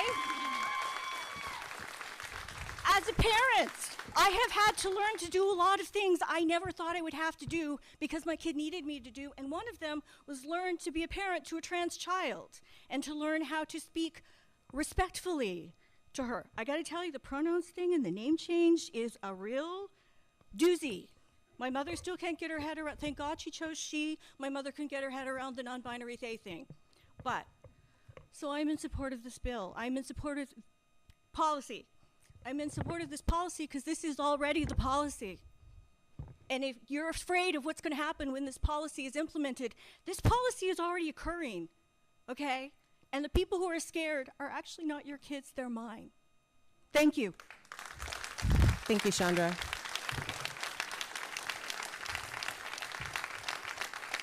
So after Sarah, we have Nikki Hart. Hi, how are you? Can you hear me okay? Is that better? Is that better? Yeah? No? Okay. Well, my name is Sarah Doughton. My husband, Mike, and I both grew up in Freeport. We both graduated from Freeport, and we've raised our daughter also in Freeport. Most of what I have already written down has been said, but I'm just going to read it again anyway. Fear is driving so much of this policy and is creating fear within our community. Although I disagree with most of this policy, my biggest fear is regarding parental rights being taken away if this policy is passed. I don't want to impose on anyone's rights, and I don't want anyone imposing on mine or my family's rights. As a mandated reporter, if a teacher believes that child abuse and or neglect is happening, it is their responsibility to report it, period. There should be no reason for a child to take on the role, there should be no reason for a teacher to take on the role of a parent and make medical decisions for that child, especially without knowing any prior medical history. How can anyone make any safe, informed decisions without knowing this? I would hope that you would want to have better medical care for the kids in our community. These are not your kids. You are not the parent. The only justification I am reading in this policy is that there is a theoretical possibility that there is a parent that might not handle a gender-related issue correctly. And because of that, you are going to take the parental rights from all of us, strip them from all of us. If this policy is passed as is, you are going to get yourself and the town in a situation where you are directly liable for when a really awful situation occurs with one of the kids. To me, by passing and removing our parental rights, you are saying that you don't believe any of us to be good, capable parents that are able to make healthy choices when it comes to raising kids, and that you believe we are going to hurt our kids without having any evidence. I would never have thought that I'd be up here pleading out of fear that a parent's rights could be taken away from them. And an even crazier thing is that nobody would even know that their rights have been taken away from them. So please don't punish us for parental crimes that you think others may possibly theoretically commit. You have heard and will hear a lot of comments tonight. I'm sure your email boxes are flooded. I am asking tonight for you to table this. Do not make a recommendation as to how the board should vote yet. I hope that the board will consider all that you have heard and read regarding this policy. To me, this is such a huge topic. I ask you all to watch tonight's meeting a couple of times and truly think about what you will be voting on now, and for the future parents and kids of Freeport, Durham, and Pownell. Please find solutions with the greatest impact for the most amount of people. Thank you, Sarah.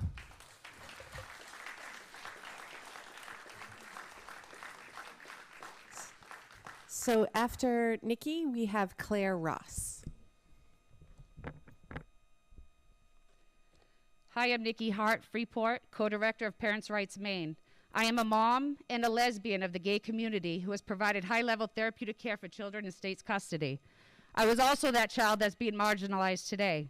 I suffered from gender dysphoria at the age of 7. By the age of 10, I was that vulnerable child with learning disabilities, dysfunctional home, and depression. At the age of 14, I was victimized by a so-called safe adult who was the trusted pillar of the schools. Suicidal ideation led me to being in the custody of DHS, where I started attending Bagley, which is the Boston Alliance of Gay and Lesbian Youth.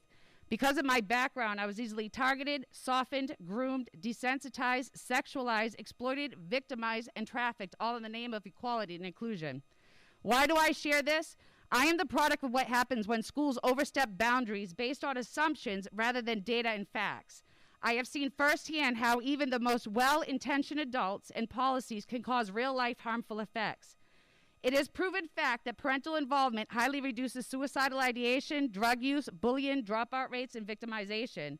Even Equality Maine and Out Maine and others clearly state that it is extremely vital for LGBT-identifying youth to have complete parental support in order to have healthy and alive children.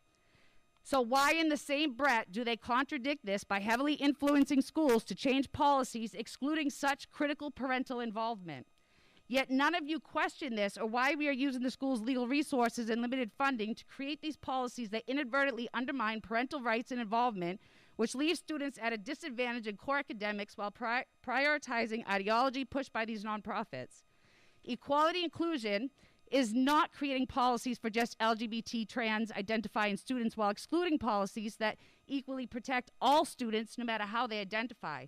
So where are the policies for the children who don't identify as LGBT or trans? It is not creating safe spaces and displaying flags and posters that identify LGBT students while discriminately excluding children who don't identify as such. So where are their safe spaces, flags, and posters? We don't support one minority group by creating a new one. It is not placing one protected class over another, forcing competing rights, or violating another child's human right, which is legally actionable. It is not exposing children to books that normalize and blur boundaries of incest, rape, violent sex, bestiality, pedophilia, and perversions. This just triggers the children that have been victimized, and research shows it causes actual developmental harm even to those who haven't. And it is certainly not forcing children to choose a trans identity while being exclusive of those who choose to identify as straight, patriotic, religious, or any other opposing viewpoint. There is no difference between a homosexual and a heterosexual except for who we choose as partners. You can't teach someone to be gay no more than you can teach someone to be straight. Believing anything different is degrading, demoralizing, and delusional. Your decisions are impacting the health and well-being of every student, no matter how they identify, which is causing irreparable damage to their lives and academic futures. Their actions are reflecting poorly on our schools. It is inappropriate, unprofessional, and sends a message that your mission is political activism, which never ensures equality for everyone. Thank you. Thank you, Nikki. Claire Ross, and after Claire, Hugh Bowen.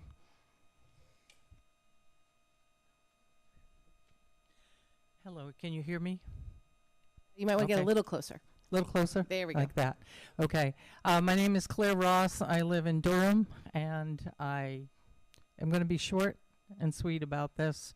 After hearing all the heartfelt testimony tonight, I am asking you to look deeply within, to table this policy.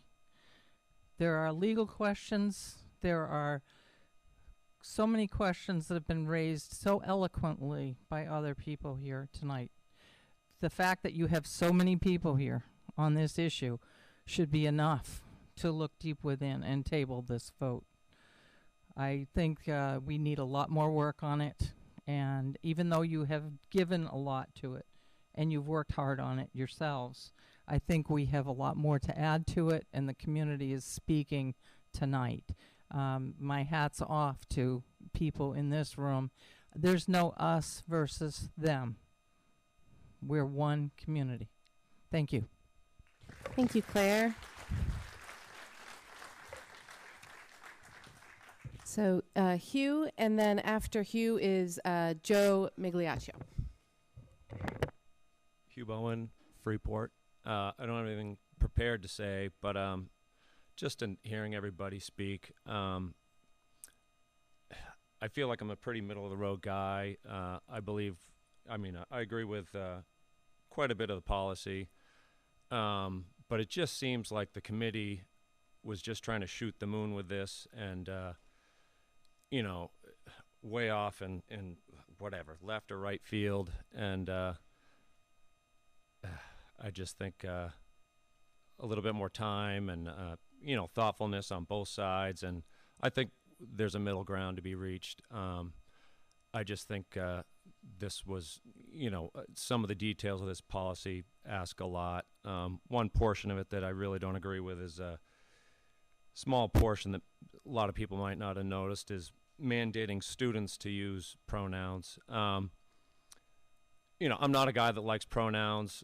I don't want to be told I'm supposed to use them. I don't want my kids to be forced to use them. I don't think that reflects that, you're hateful or scared or unaccepting. If you can treat somebody with respect, so there's some little things there that I think would make the policy less offensive to a lot of people. That's all. Thank you. Thank you, Hugh. So after Joe, if we have Reverend Sean Patrick Cody. Hi, I'm Joe Migliaccio. I live in Freeport. I just wanted to say I was here a couple weeks ago and spoke and asked a couple questions that I think were echoed here today. I also, when I left, watched the video and heard the chair of the committee that authored this say it has to be written the way it is because we live in a transphobic society. And there's a lot of things generally in society that cause phobias. Arachnophobia, glossophobia or glossosotophobia, which is fear of public speaking. There are some other names about fat phobias and fat shaming and other things, and it might surprise you to learn. When I was in middle school in Freeport, I was a fat, short kid. And I'll tell you what, I don't remember anybody, and I'll tell you, I've seen it recently. I don't remember anybody asking me if I felt bullied or anything like that. Maybe I would today, but I don't think I'd talk about it. And would you expect if I did talk about it that you'd start giving me diet pills and coaching me on how to lose weight without talking to my parents because school and home don't separate. It's kind of sophomoric to think that you could do this in school with me, and then I go home and my mother's feeding me 3 pizzas. So why wouldn't you also work in these initial counseling meetings that I heard somebody say, my experience is the counselor's doing everything they can to get their kid comfortable so they can talk to the parents. If that's the goal, you better put it in the policy, because you can't trust people to just give mental health and social health counseling. This is a teaching entity, and we're trying to keep the social compact of the family together. I know some of you may have your Black Lives Matter signs on the lawn, which totally disagrees with the nuclear family unit. That's fine. But we still have a social compact here. We're trying to preserve families. We're trying to keep fathers and mothers involved in the life of their parents.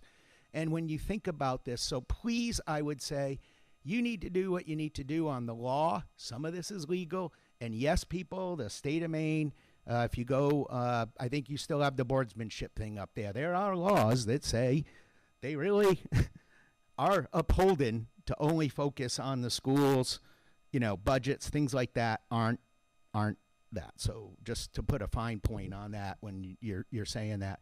But I really was insulted to imply that Freeport, Pownell, and Durham are transphobic communities. Public speaking, math, science, those things scare people.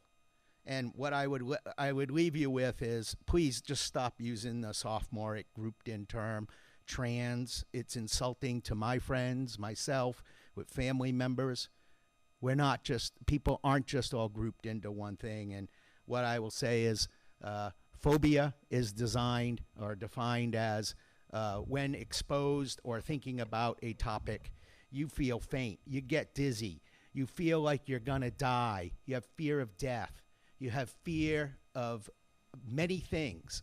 I don't know, but I'd love to hear how many children in the Freeport schools are walking around when they've met somebody who may be trans, sexual, transvestite, all of those things, not conforming. Do they fall down, faint, get dizzy? Do they go to, then it's not a phobia, respectfully. Thank you. Thank you, Joe. All right, and then I'm back to Jennifer Curari from, I think it's from Falmouth, so if I'm messing your name, I'm sorry. But Well, hi everyone. My name is Sean Patrick, and I do live in Portland, which is why I'm speaking now, I think. But I'm the minister at South Freeport Congregational Church, and I've been part of this community for about 1.5 years now. And I just want to commend the board on this policy. For me, growing up queer in the 90s, being in high school in the early 2000s, it was not easy, and I did not feel supported by my school. I didn't feel like there were adults I could come talk to about it. And, my parents loved me, but I was terrified about coming out to them because until you do that, like, you don't know how they're going to react and if they're really going to, surround you with their love or if they're going to react out of a place of fear. So just thank you for this policy. I read through it. It looks really reasonable to me and seems like it will make trans and gender expansive students feel like they belong, like they're not other, like they don't have to go to this one special place that only they go to. And I just want to say to all of the trans and gender expansive youth that are here, adults that have children who are trans and gender expansive, bravo on being here and listening to some of these comments. And I see you and just support you. And I'm proud of this town, proud to be a pastor in this town. So thank you. Thank you, Sean Patrick.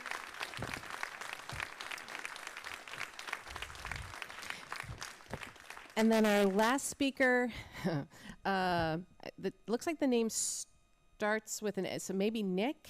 It's also from Portland. Sorry. Hi, I'm Jennifer Curran. I'm from Falmouth. I am part of the LGBTQIA community as well. Over the summer, a gentleman here at RSU5 shared 3 news stories that he believed highlighted safety concerns regarding trans student rights in schools, specifically in restrooms and locker rooms. The first story is from Loudoun County, and the details of the story include a horrific sexual assault that happened in the female restroom between 2 students. The perpetrator of the assault was initially described by a number of conservative news sources as a transgender individual. Since then, this horrible assault has been used as a warning to target trans safety policies. As of this month, September 14th, there's been an update to the facts of this story. The Loudoun County Circuit Court judge ordered a release of the findings of an independent investigation of the Loudoun sexual assault cases. The report stated that it found no evidence that the student who perpetrated the assault was transgender or that he purposely wore a kilt to get into the girls' bathroom. Instead, the teacher said that the student preferred male pronouns, and his mother also stated he identified as a male.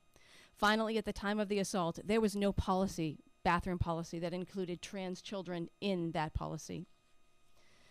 Second case was Johnson Middle School. The second example cited by this speaker, again, detailed assault perpetrated by a trans student. News update. The Melbourne Police Department investigated this allegation, concluded the allegation is totally unfounded. It did not happen. The third example, well, that's still alleged. We'll see what happens. The same speaker recently mentioned a lawsuit. Well, here's another. At Kenosha Unified School District, the district was ordered to pay $800,000 to settle a federal lawsuit brought by a transgender student.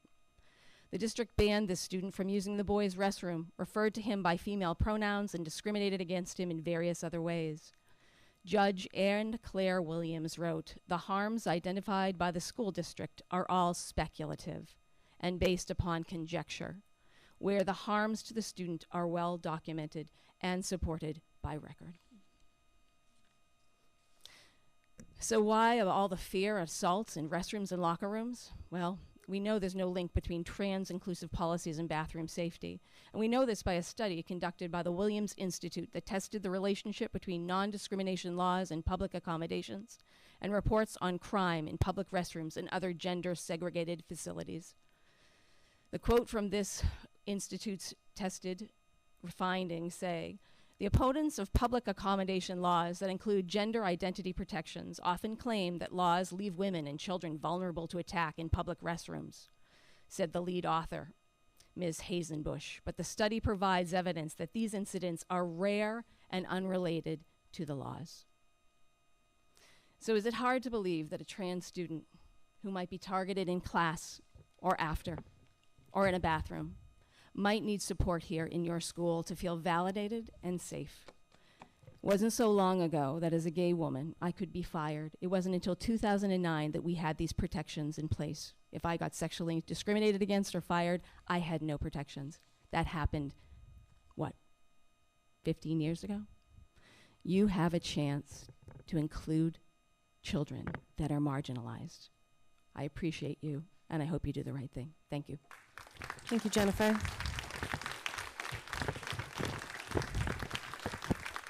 Okay, so yes, one more, sorry. Good evening. Is this good? Yes, we can hear you. Wonderful. Before I'd like to start, I'd like to state that my name's Nick. I'm from Portland, and I'd like to thank all the other trans people who are here today to support themselves. I myself am a trans person. I am here tonight on behalf of myself and my peer members of Portland Outright. Portland Outright is an organization that's been supporting and advocating for LGBTQ young people throughout the state of Maine since 1988.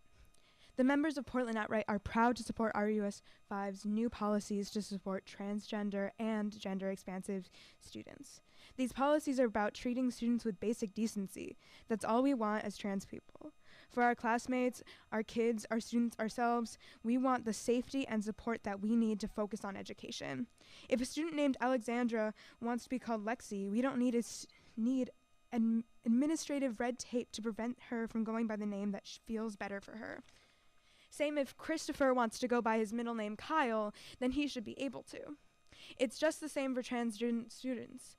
Their name and pronouns are nothing but an aspect of their identity, just like any other students. Likewise, it should be simple for a student to safely use the bathroom. As an outright member who is in high school right now had this to say. As a trans masculine person, I don't feel safe using the boys' bathroom. I've had past experiences of being singled out, compared to others, and even physically pushed out of the bathroom.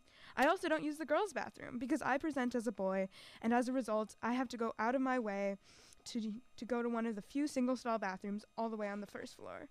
I go out of my way trying to make my peers feel comfortable when they go to the bathroom, but I'm afraid of facing more violence and aggression just because I have to use the bathroom. This member spends valuable time that should be dedicated to learning in the classroom, either walking all the way across campus or worrying about his safety. All of this takes away from the valuable education that transgender students should be receiving, that all students should be receiving. Creating a support plan that centers gender nonconforming students should be no different than creating a 504 plan. These policies simply make learning more accessible and equitable for all students, not just transgender ones. We all know and recognize that both parents and schools want the best for our children and young people in their care.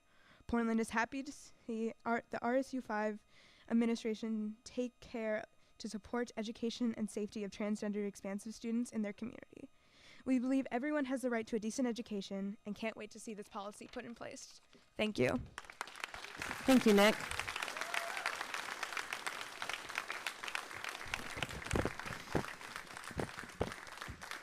Okay, so thank you to everyone. Thank you for the respectful listening to all the different folks that got up and spoke this evening.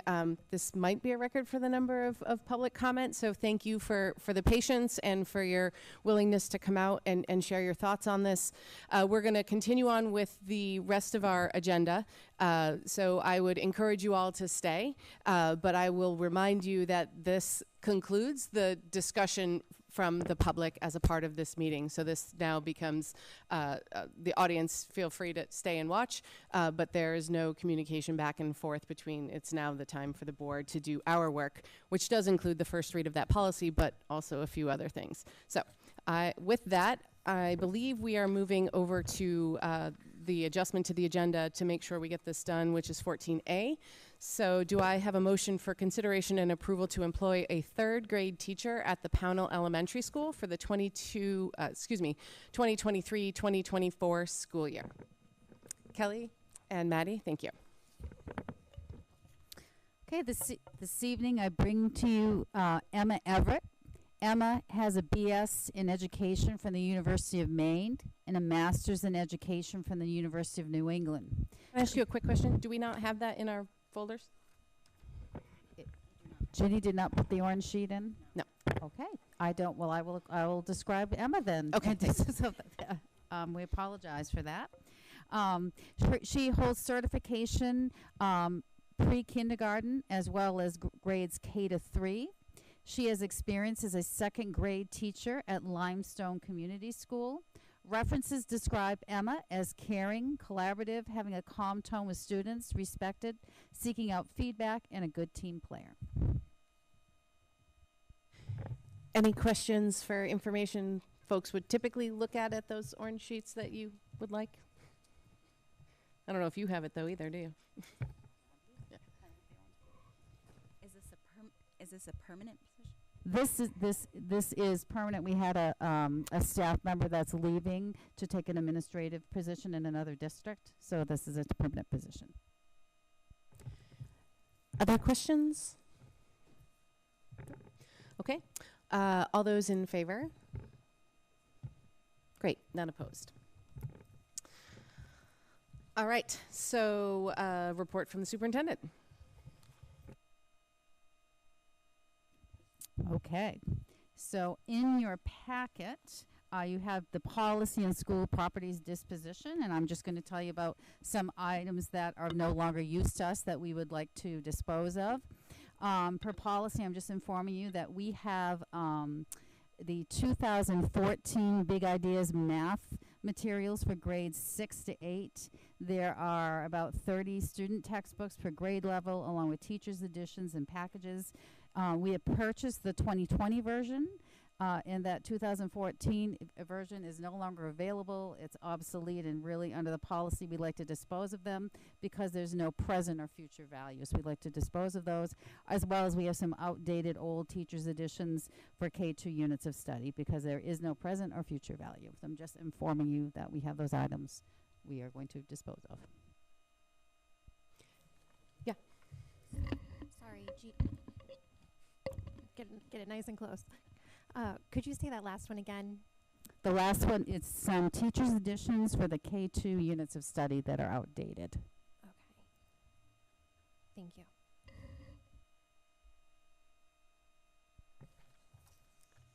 And that's it for the superintendent's report?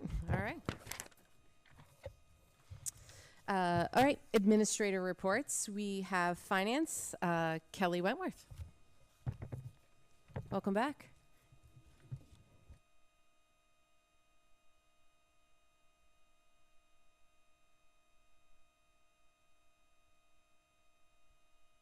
Can you hear me? Louder. Okay, good evening. In your packet this evening are the expenditures for July and August of 2023 before school started. As you know, our fiscal year runs July 1 to June 30. Because we did not have the meeting in July, I have included both in this financial report. It's very early on, although we do look financially healthy at this point. We're continuing to monitor things. Any of the previous positions that had been brought forward have been funded largely by grants that we receive through the district, and although we still have a lot of those positions open, there is funding for those positions through those grants. If anyone's interested, please feel free to visit our website under the employment section and apply for any of the open positions within the district. I do want to remind people as well that all of the financial statements that are included for both monthly and all previous years are included on our website under the budget section listed under financial statements. That's where you can find the full details. I present just the summary within the board packet. We did have a finance committee meeting at the beginning of the month that I am sure Beth will go over under the committee report section. Questions for Kelly? Thank you. Thanks. All right, so we will move on to 9B, which is an update from the Morse Street School and goal review. Julie Nickerson.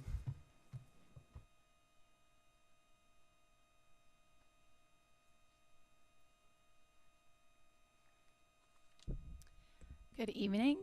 I'm Julie Nickerson, the principal at Moore Street, for those of you who I haven't met before.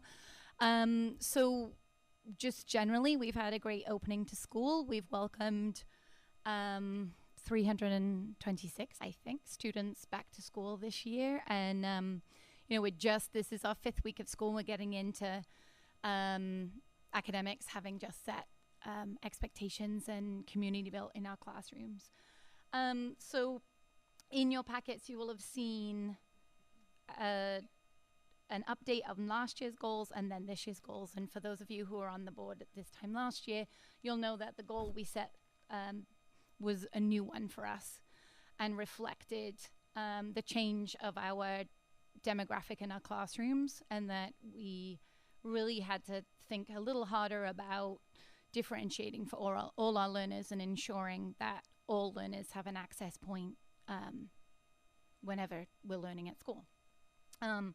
So you'll see that many of our action steps were ongoing or already kind of achieved, and we're just kind of building on them. Our data at the end of last year, we saw a little growth, but not the growth we would hope for. So this goal will maintain for this year. We've turned over 1/3 of our classroom teaching staff this year. So it makes sense to just continue along the path of the learning that we were doing last year and maintain this goal. And we'd like to see greater growth in our data targets.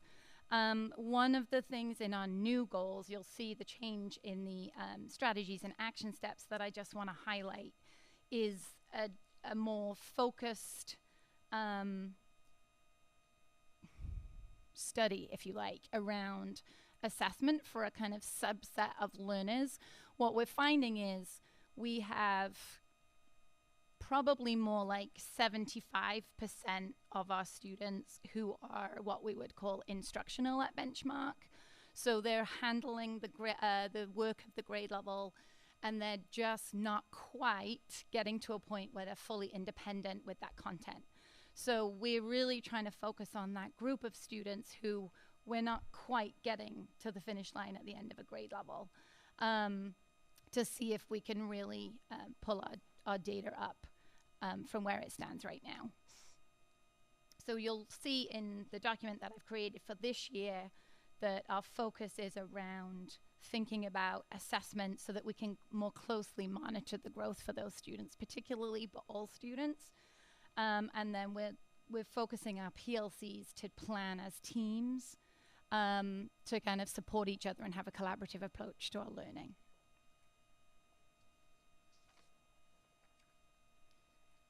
Is there any specific questions you might have around what's in those documents? More. Yeah, I have a couple. Thank you so much, Julie. Those assessments, will those, can you hear me? Oh my gosh, okay, I'll try to speak loudly. You know I'm not good at that. Are those new assessments or to be determined, or is it more frequent assessment? Yeah, so currently, if you looked at the assessments we do at K2, it's pretty comprehensive. We do like at K2, reading instruction particularly has a lot of components to it. And so, you know, once students get to 3.5, we're giving them the MWA, and it's a more broad-brushed kind of approach to assessment. We have a lot of like discrete skills we're assessing, and most of those assessments are done one-on-one. So it's not any additional assessments. We do have one new assessment that we're using, which is our phonic decoding assessment. But really, the focus is more on an increased frequency, particularly for that group, so that we can monitor more closely, like small steps in growth. Okay, thank you. And I had a question on the second page, but did you get that? Did you get to that yet? No, you can ask. Go ahead. Where it says under special education, work with the participate in PD to better understand the new units of study and literacy. Is that continuing following on new curriculum from last year? Or yes, so we've continued to use units of study, but there's revised versions for both reading and writing at the K2 level. So this year we're fully implementing. Last year K started in January with the new unit, the revised units. It's not completely brand new. And then starting now for this new school year, K2, all classrooms K2 are using the revised units for both reading and writing. And so we're bringing our special educators into that PD so that they're fully aware of what is happening in the classroom, so that special ed can truly be a layered on support, and they know what the classroom is working on.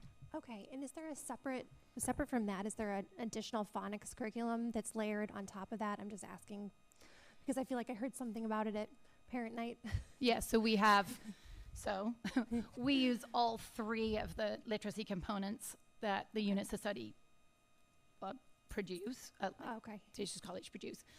So we do reading, writing, and phonics. Phonics has its own, and they all intertwine. So they're separate workshops for students to experience, but the learning is kind of layered on from each of those parts. Okay. And can I ask one more question? And has there been, you know, when the teachers have to implement the new curriculum, I'm assuming that's like probably time intensive. Is that take a PD, and is that something that's been worked on the past year? Yeah, so this year our commitment for K2 teachers is all our PD days are focused on literacy. Okay. And our math coaching is kind of supporting PLCs. And we had, you know, there was before school opportunities to support the new implementation. It's not, for those teachers who've been teaching with us for a while, the lift is not, it's an adjustment more than a whole revamp. but us starting with K last year definitely helped us kind of anticipate some different things that we were able to support the other grades with.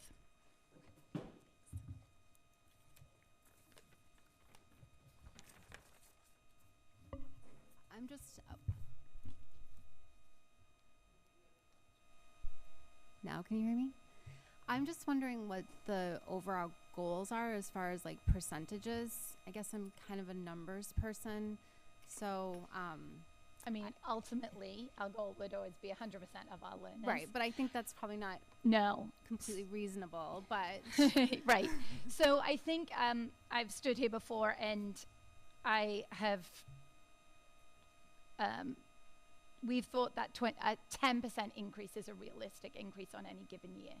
So our hope would be that we could grow at least 10% more on each of those data points as baseline for this year. I might say that that would be helpful to have in here, because I think when we look back to say, okay, how did we do? Are we happy with how we did? I think having just that kind of reminder of what's a reasonable increase to expect, because if we hold you to 100%, that's not really fair. So we might want to include that in here. Yeah. I was also curious, you have a new assistant principal. How is that going? It's going amazingly well. Thank you. Yeah, no, it's we've been able to really share the responsibility of really wrapping around students. And then one of the things you might remember was a priority for the ask was, as a district, we really value supporting our teachers and ensuring that all students have access to high quality instruction. And that is what was I was having difficulty with based on our increased students in need, was actually getting to classrooms to do observations. So that's already made a really big difference. And having 5 new staff, like that's really important this year to get those teachers on, off to a great start and, just really implementing instruction in a way that we expect here in our district. So no, it's been great. Thank you. Great. Maddie. Thanks, Julie. It's nice to see you and hear your report. I wish we'd had more time for more of the fun update stuff. I miss that stuff. I know. I'm concerned to hear that that the turnover in the teaching staff was a third. I just love to know a little bit more about why you think that is. Is that people leaving the profession? Is there anything that you can put your finger on that we should be aware of? No, there's a variety of reasons. There was a retirement, there was a medical concern, and a couple of teachers moved on for a different opportunity. One of our kindergarten teachers, Jamie Palmer, for example, she has left, but she's been talking to me for years about wanting to teach middle school, and she has gone to teach middle school. So sad to see her go, but she was following her professional goals. So it really has just been a circumstantial thing. And I think also Moore Street, this is my 9th year, I think, at Moore Street. And for a very long time, we had a very stable veteran staff. And so I think some of it is to be expected that we would now start to see more turnover. But And I can't miss the opportunity to just ask how our new Mainers are doing. great. Yeah, no, it's I was saying earlier that it's fun to be reminded how much growth has occurred with our students who still remain from our first round of students that joined us, and the amount of language they now have in comparison to our new students who have come and how far they've come. So yeah, we're excited to have them and start our cycle over. But no, it's been good.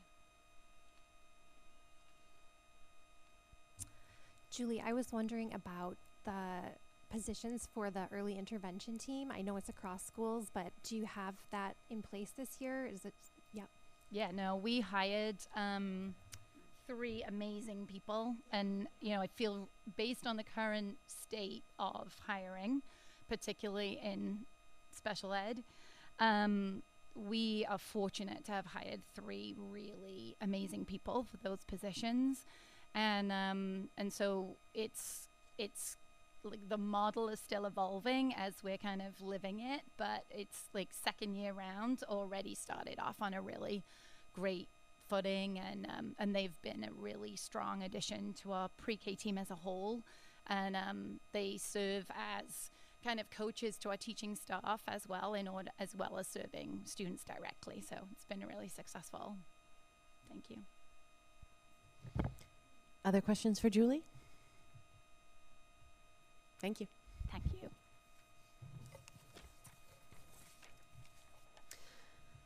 All right. So board comments and committee reports. Didn't we just do this at the last meeting?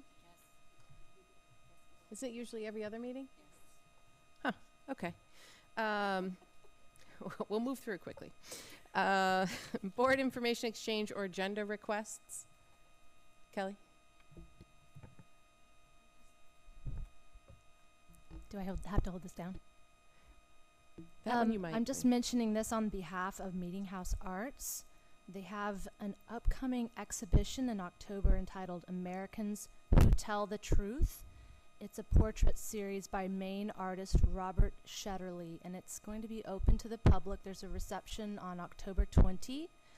And then on October 23, Monday, Connie Carter, who is the education director for Americans Who Tell the Truth, will lead a free workshop for teachers that includes a visit to the gallery, a film about young people who have stood up for racial, social, and environmental justice, and a discussion about how to use the suggested free lesson plans. Ms. Carter will provide a certificate of completion for teachers who may need recertification credit. And if any of our teachers do have any questions about how to access this resource, they may get in touch with Penny Dublin at Meeting House Arts, and I can provide that information. Thank you. Susanna? Thank you. I have a slightly ironic one. Given last week's discussion, 2 weeks ago discussion on all of the work that comes out of the cable TV board, an update on that, just because I will be getting off the board in another couple meetings. Our appointment from the RSU is not an appointment to that board. So just for us to know that it's a recommendation to the town to then be appointed to the board, which seems to explain why I have known nothing about this board for the past 4 years, but does not explain that the board has not met for the past 8. So just any of these boards that are town boards that we're making an appointment, we need to make sure that that position actually gets appointed. And so following through with that, it's not just enough that we make that recommendation. So you're not in charge, is what I'm hearing, of that. I thought you were the only one on the board. I'm apparently not. There is apparently a board, but we're still trying to figure out who's actually on that board. But so just for any of these boards that are a nomination to a town position, the town actually needs to go through and approve. Our nomination does not do that. Okay. I think that's the only one we have, so we'll yeah, keep it might be, but for November, when we reappoint that, we need to make sure that that happens. We let the town know so that they do it. Okay, perfect. Thank you for that. I'll just share a quick update that I had last Wednesday. MSMA, Maine School Management Association, hosted a kind of a roundtable discussion with the Office of New Americans, with school board chairs. It was Erica Carly Harris, and she's with the Governor's Office of Policy, Innovation, and the Future. And it was basically just a discussion around, what would be helpful for this. This is a governor-appointed new office that will be opened, will be started in 2024. There's actually a network across 19 states in the country for Office for New Americans. And it was really just a listening session of what would be helpful for schools around what this office could provide. It's not going to obviously be a huge office, so but more facilitation to resources or communication or those sort of things. And I believe in October they have another discussion happening with superintendents. So we had there was a good good number of folks there. Pennington, the Department of Education Commissioner, Deputy Commissioner, someone from the Children's Cabinet for the state, the Yarmouth Chair, York Chair, Portland, South Portland, Brunswick, myself, RSU2. It was a good discussion, and it was a lot around, improving funding for services. Communication was a really big piece. To avoid surprises would be great. So I thought it was a really good first step, and I'm interested and excited to see what that office can do. So, Maura? So Jean and I had talked a little bit about this, but I just wanted to make a formal ask for more information about the literacy curriculum, because we've had a couple of community members contact us about the curriculum we are using, and there's been some public discussion and sort of, I don't want to say reading wars, but there's in the education curriculum literacy field some shifts going on between traditional methods that I think we've used in Teachers College and moves towards science of literacy, or science of reading, I mean. So I'd just be curious to know more. Maybe that's something our curriculum committee could take up and bring back to us. I know we've recently purchased, like Julie said, new Teachers College curriculum, but I'm still wondering if those updates are enough.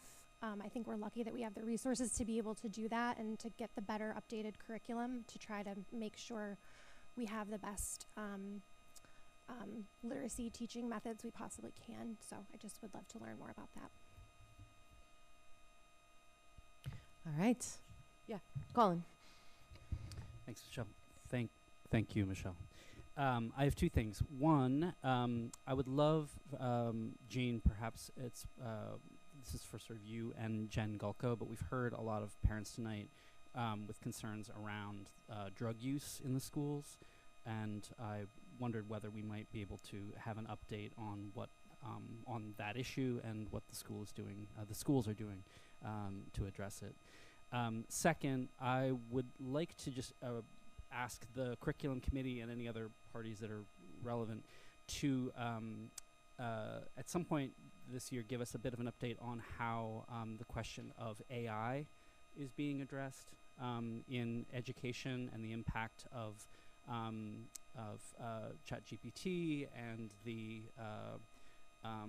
new power for generating texts and how that may impact a variety of different aspects of how our children are learning and the education they're receiving. Well, that's a big one.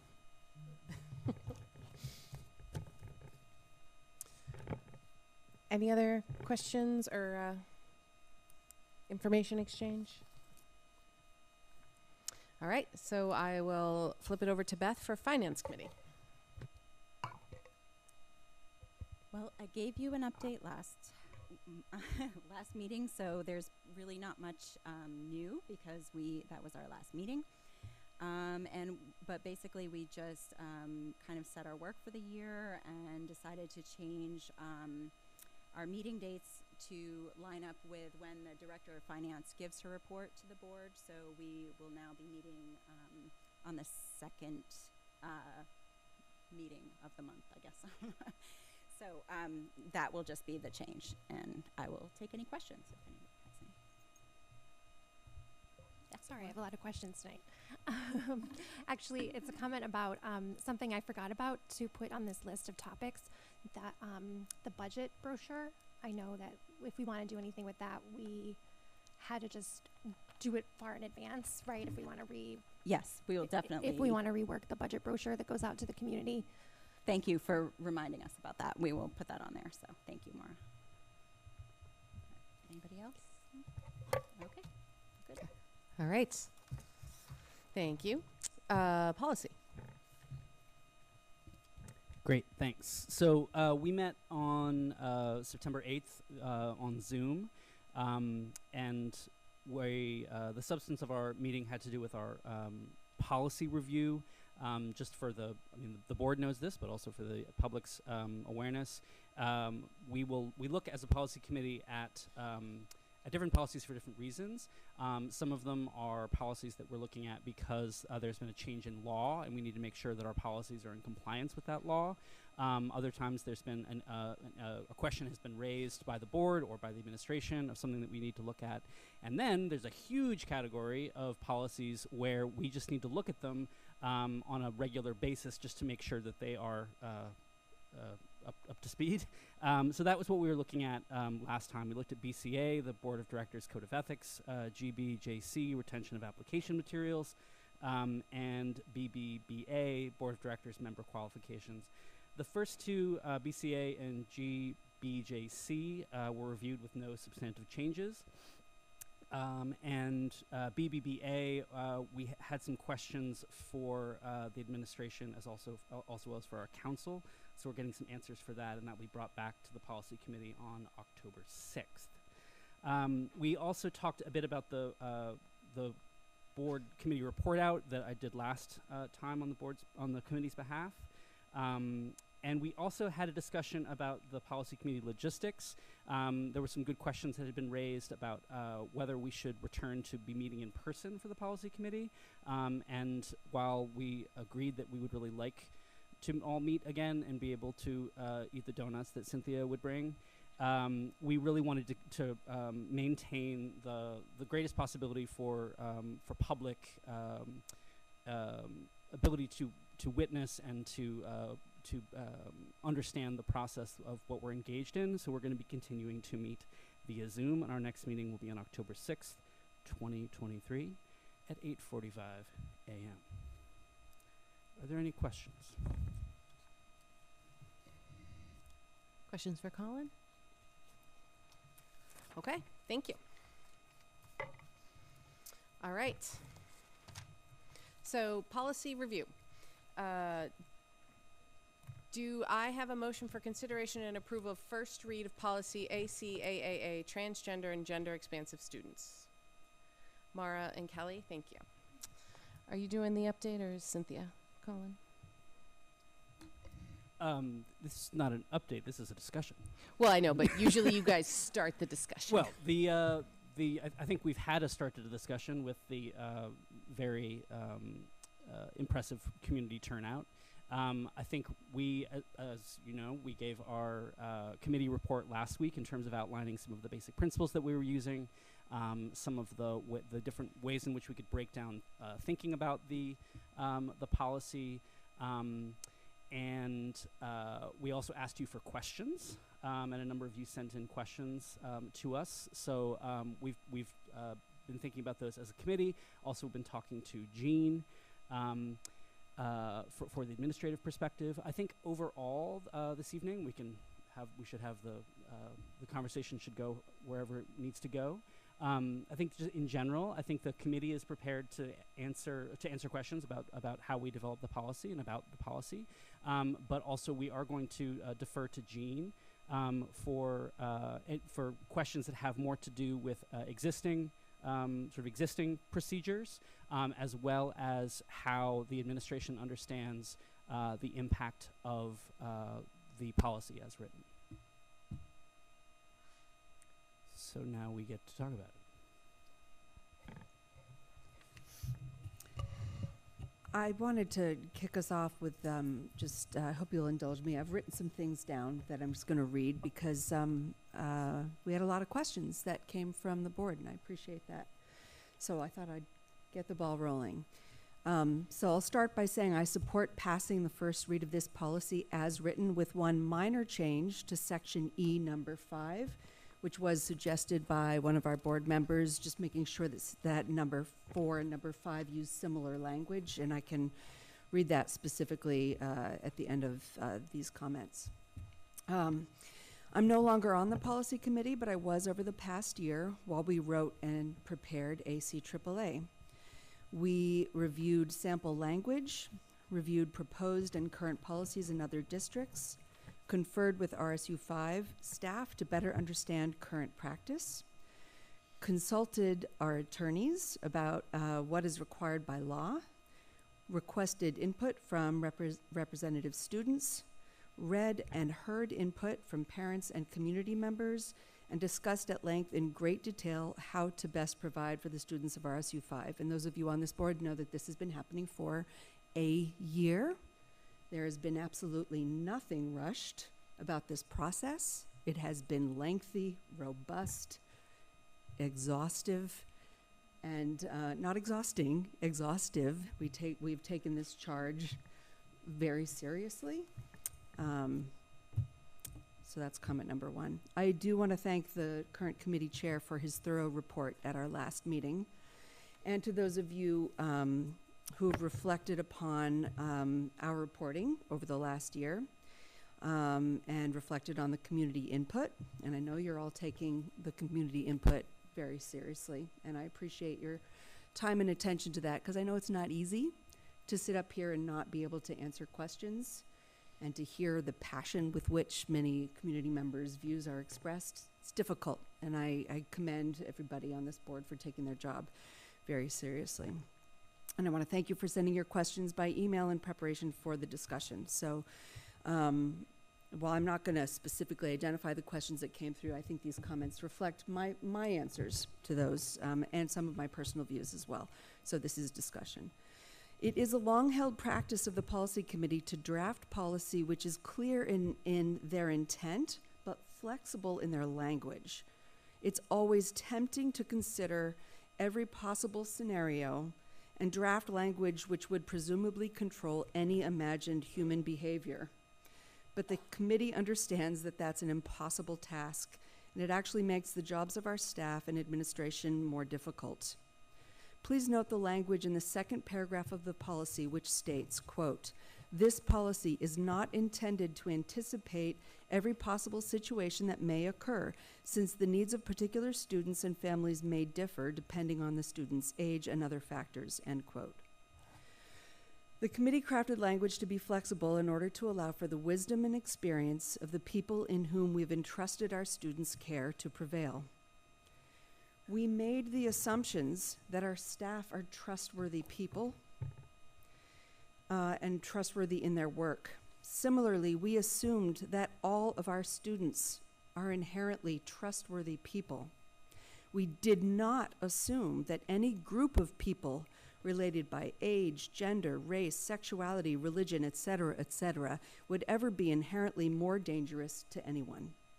Speaking personally, it is my belief that if the committee or the board were to do so, we would be guilty of perpetuating myths and stereotypes, the likes of which have led to some of the world's most horrific atrocities that people have perpetrated upon one another.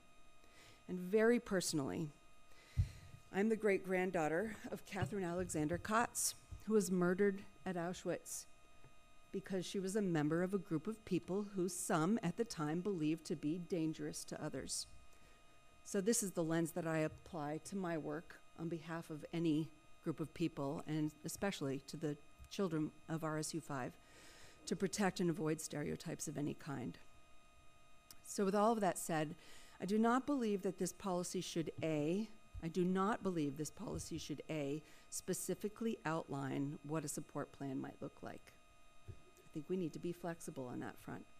I do not believe it should specifically describe how a student would or would not choose to involve all of their guardians. And I do not believe that the policy should specify how and when use of certain bathrooms should be determined beyond what is already outlined within the policy. I want to acknowledge that the many members of the community who have addressed the board regarding this draft policy. It is heartening when members of the public engage themselves in understanding the work of a school board. But I find it distressing when false narratives occur, which increase unnecessary fear, divisiveness, and outrage. Some have suggested that the committee's work is anti-parent, which is a very dangerous line of rhetoric. I wish to remind the board of the following, which was reported to you at the last meeting, and I'm quoting. "We believe that given the information available to us regarding rates of abuse, maltreatment, violence, and suicidal ideation and attempts, that the administrators should trust the student to determine when and if to involve their parents in the creation of a school plan. We have structured the policy to reflect this, while also respecting the importance of encouraging open dialogue with parents and family around these important life decisions," end quote. and I believe we've heard it represented in some of the commentary tonight, that this is the practice and has been the practice, and we do consider the family unit very important. It's also important to acknowledge that in addition to the public comment we've received tonight and at the last meeting, we've also received many, many letters from the community, many of which express support of the work of the committee and urge us to accept it as written, which I do as well. And just to specifically talk about the section that I do think we should change for Cynthia's notes, section E, number 5. If we were to change that, it would mirror the language in number 4. So it would read, locker rooms. Students are permitted to use the locker room that most closely matches their gender identity. If any student expresses a need for privacy, ... The rest is written. So essentially, it's changing it from if the student expresses to if any student. So similar to what it says. Yeah.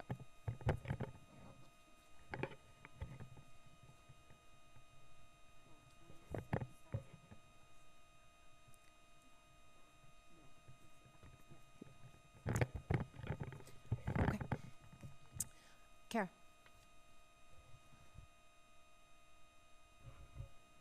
Thank you, Maddie, for those remarks. I appreciate your perspective as someone who's been working on this for the past year. I did prepare a few thoughts as well.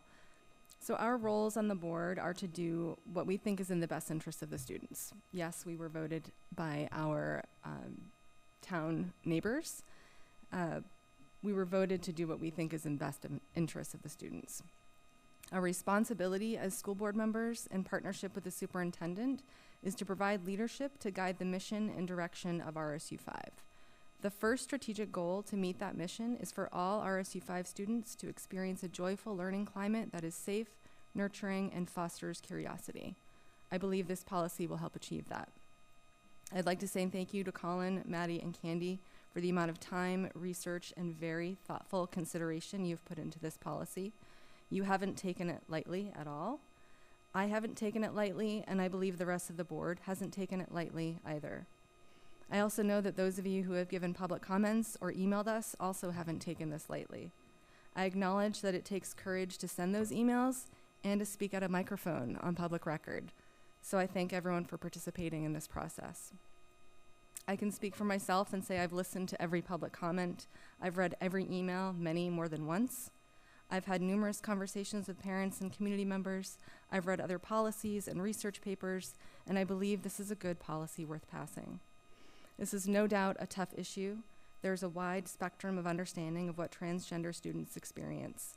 I believe that those who drafted and continually revise this policy have developed a strong understanding of what would be most supportive of these students. A support plan is one that is meant to support the student in their needs at that time in order to be in the safest, most supportive learning environment for them, so that we can all reach that first goal I referenced earlier. And this is not at the expense of any other student. It simply would not threaten the safety of their peers' learning environment. I appreciate that there is an awareness and concern of assault in general. Preventing all kinds of assault is something we should all be teaching our children about. The evidence shows that the risk is significantly higher for transgender students. They are twice as likely to be assaulted than their cisgender peers. I believe our schools are doing everything they can to keep assault risks as low as possible through current mechanisms in place, and putting this extra safety mechanism in policy can lower the risk even more. Allowing students to choose the bathroom they feel safest in and express themselves in a safe and supportive environment will ultimately increase the safety of our whole student body. And as much as I want to believe that I am the biggest, best, and most supportive influence in my children's lives, I know that may not always be the case because that's what can happen sometimes. That's what can happen in life. My next hope would be that they have or find other adults they can talk to because research shows that children do better when they have support from trusted adults in addition to their parents. The US CDC states that youth who feel connected at school and home are less likely to experience negative health outcomes related to sexual risk, substance use, violence, and mental health. So for those transgender students who don't feel connected at home, this policy can assure them that they have a safe connection, a sense of being cared for, supported, and belonging at school. Truly preparing students for a world after the 12th grade means more than making sure they know math, science, reading, and writing. I'm in favor of this policy because I believe it supports the social, emotional education that our staff are providing. This policy underpins and utilizes the concepts of empathy, perspective taking, social awareness, and compassion, all concepts that I know are being taught in school. Living in a world with people of all gender expressions requires these concepts. It doesn't need to be more complicated than that. It doesn't need to invoke fear or disgust. Trans youth are twice as likely to experience depression, seriously consider suicide, and attempt suicide compared to cisgender youth. And youth homelessness disproportionately affects BIPOC and LGBTQ+ youth. They are 120% more likely to experience homelessness than their non-LGBTQ+ peers, often due to being kicked out of home because of their identity or leaving home on their own to escape a dangerous or abusive situation. A 2019 school climate survey showed that only 37% of LGBTQ+ youth identified home as an affirming space. These statistics are scary. These statistics are why we have this policy in front of us to consider. So what can we do as school board members? Right now, for this population of at-risk students, we can pass this policy and show them that they matter, their identity matters, their safety matters, and they can trust the adults in their school to support them in a joyful learning climate that is safe, nurturing, and fosters curiosity.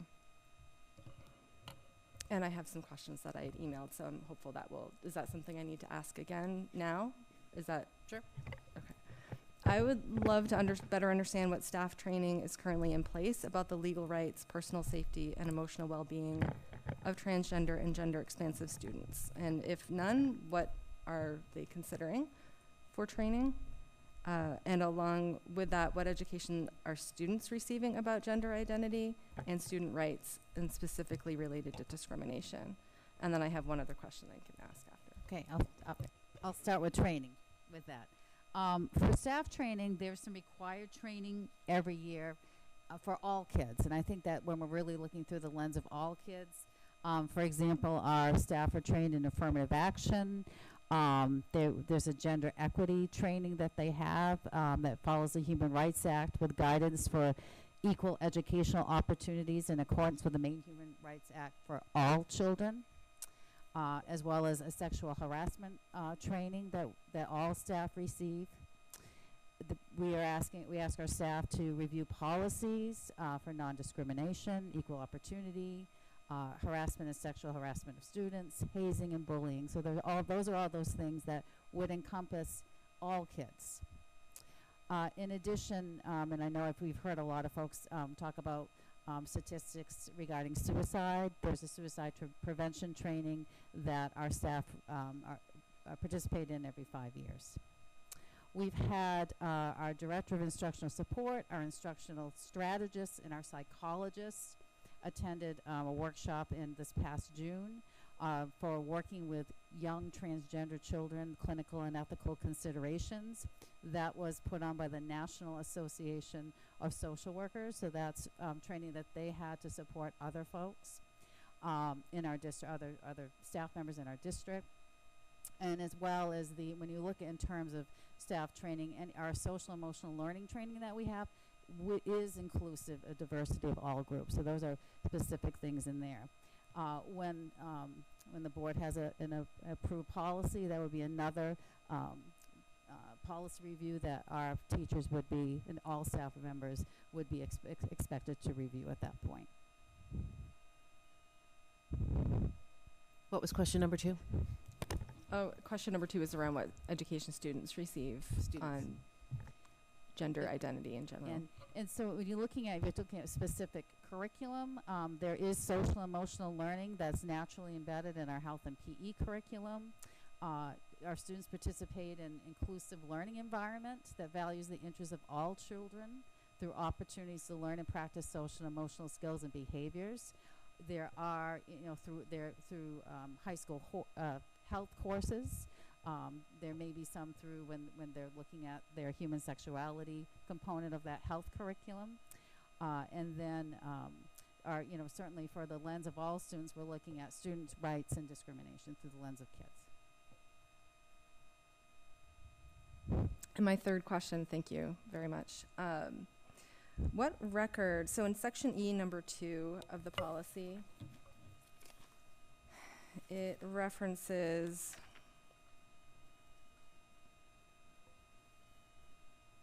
a student who has not legally changed their name and or gender may still request that the school unit utilize their preferred name and or gender on school records, and this request will be honored to the extent that the school unit is not legally required to use a student's legal name or gender on particular records. So I'm wondering which records are legally required to still use the student's legal name. So those records would be through our student information system, things that are in Power School. So a student's legal name would be there in terms of if it's on a transcript. So a transcript would have a legal name on it. Also, any state testing would have a legal name on it. And the state, as we know, the state testing, all our student information is uploaded to the state so that when everyone has a student ID, so when they take the state assessment, that would be a legal name. Where you would find preferred names would be there's a preferred field, and that would be to help a teacher when they're looking at a roster of students. And I would say that's not, and someone mentioned in public comments, not just about students who are transgender. It could be Elizabeth wants to be called Beth, so that's where that preferred field would be.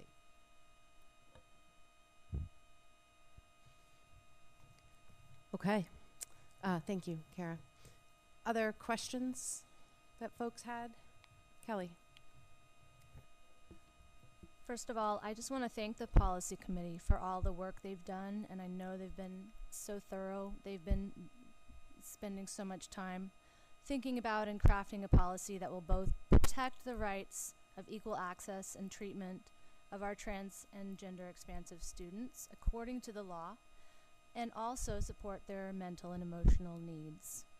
It's clear that their rights and their well-being is the primary goal of this policy, and you have put a lot of thought and consideration into both what you've chosen to include and what you have chosen not to include.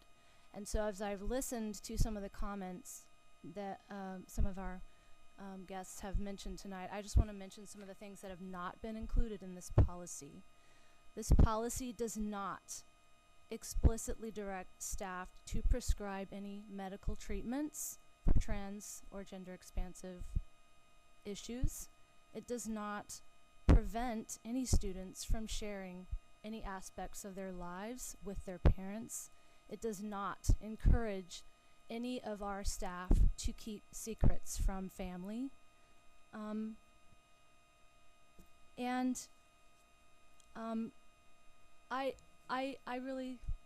I commend you for thinking these things through and taking them into consideration. One thing I do want to bring up as a point of policy is section D3, and that is the issue of student gender identity disclosure to parents.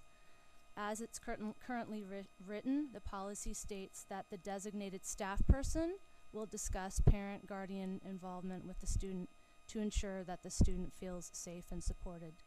And I can tell, especially after Maddie's discussion and Colin's, that you have made that intentionally vague, and I can understand why.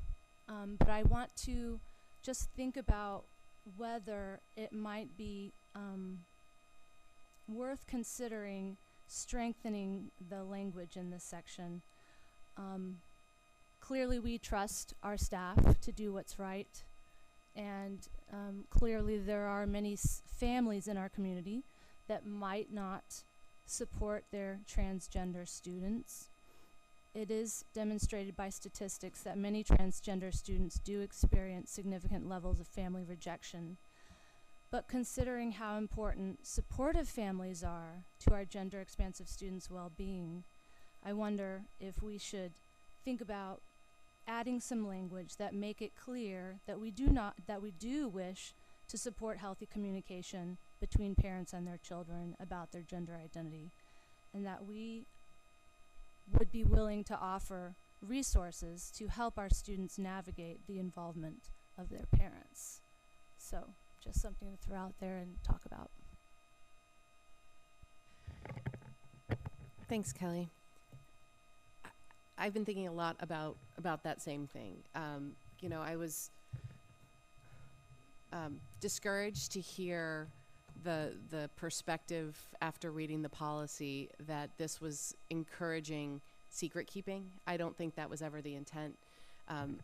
My read of the intent was to keep it flexible for the safety of the students. But I hear all of the comments around the perspective that it looks like we're trying to exclude the parents. So I think some kind of language that identifies that we think the safest, best, outcomes for children, as the statistics show, is a safe family relationship, right? Where everyone's working towards the same goals, and then the school layers on and also supports those goals. We've seen great success when that's the case, right?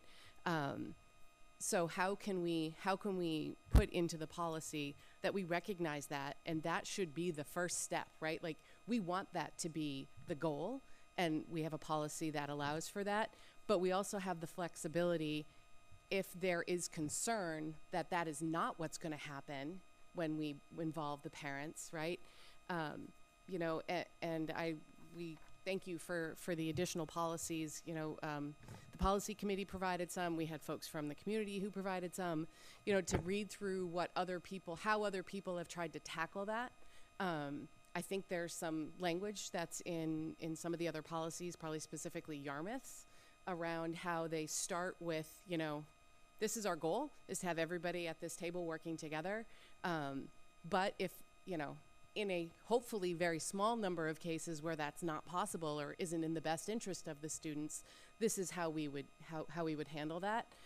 So maybe if we come at it from that's the exception, not the rule, that might help alleviate some of the concern about excluding parents. I like those thoughts, and maybe it's something we can just boot back to the committee just to flesh out a little bit. Yeah, I guess I would be interested to hear what folks are thinking. Danielle. That was one of my concerns and questions that I submitted to the group, and I also had a long conversation with Colin about that specifically. And I think the policy example that we got from RSU21 actually has some really nice wording in their section D, I believe under the same number 3, that goes into, providing resources for the community. Because I look at this as, we ask a lot of parents, I think. And I think I gave Colin the example of in 2020 during the height of the pandemic, we asked parents to really become teachers and to become the educators in part of the community along with other teachers, right? And I felt that burden, to be quite honest. And I think to take a parent out of a policy like this kind of then means that we're just not needed anymore. And I think that's a bad thing. I would hate to be not involved in my kids' education and their development. I think I'm very lucky. My kids tell me everything. In fact, I joke probably sometimes too much. But I'm happy about that, right? So they tell me, so I feel like I'm never going to be caught in a situation like this to where I don't know something and then all of a sudden I have to find out, from a teacher, something like this. So yeah, I would love to have some wording in there about involving the parents somehow, and also doing that safely for the kids, because I don't want something to happen to a child either. And also providing resources for both the parents and the kids, because if the parents are struggling, I think we can offer something to help with them as well.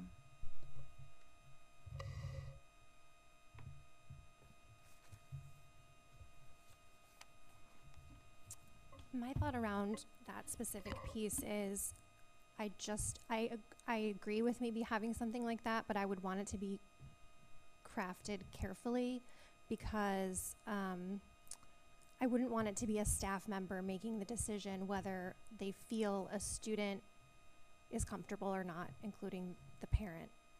I feel like it should be the student's choice to include their parent or not.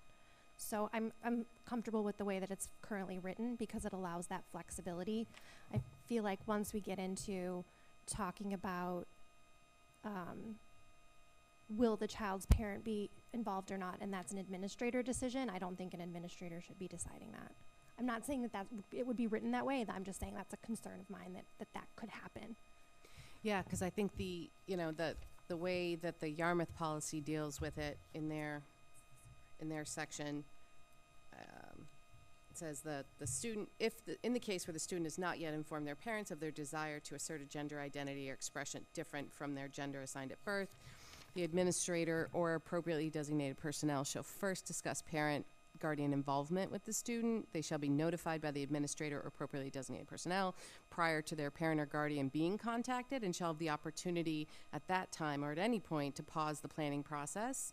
Stopping the planning of the process does not prevent the students from continuing to access other school support services, including counselors and social workers. And then the planning meeting shall involve the student's parents or guardians unless the superintendent, after due investigation, knows or has a reasonable cause to suspect that involving the parents would likely lead to abuse, neglect, or neglect of the student. And then it continues on the definition of the Maine Child Family Services Protection Act. I think I understand where you're coming from around the administrator versus a staff member who's been involved in the discussions with the student. I like the idea that it's not the default that, and I think we heard it from parents that have had students that have transitioned and dealt with these issues over the years. It's difficult with your parents, right? And if you're given the choice of something hard or not something hard, like how many times would you take the not hard, even if you kind of knew in your heart in the end it would be better for you to have the support of your family. So I think having a point person to help make the more rare situation where the parent isn't involved, and I love the language that they can stop and pause at any time. Right, like we're not ready yet. Okay, how can we get you ready? Because I think that's the intent, right? The intent isn't to exclude the parents. It's like, how can we help these kids? And I think this is back to the comment earlier. This is what's happening in the schools.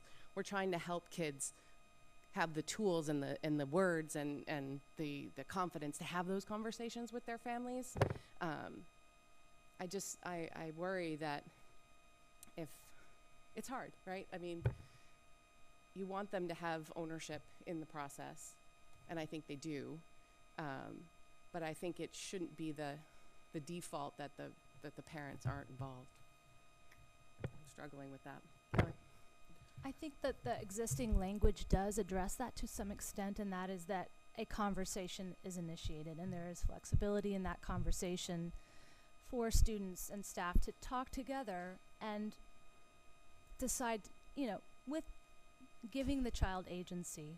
But, yes, we as adults have some perspective that our children don't have, and perhaps our staff members can offer some of that perspective to the children that, but ultimately I agree. I think in these scary situations, children should be able to choose how and when they disclose.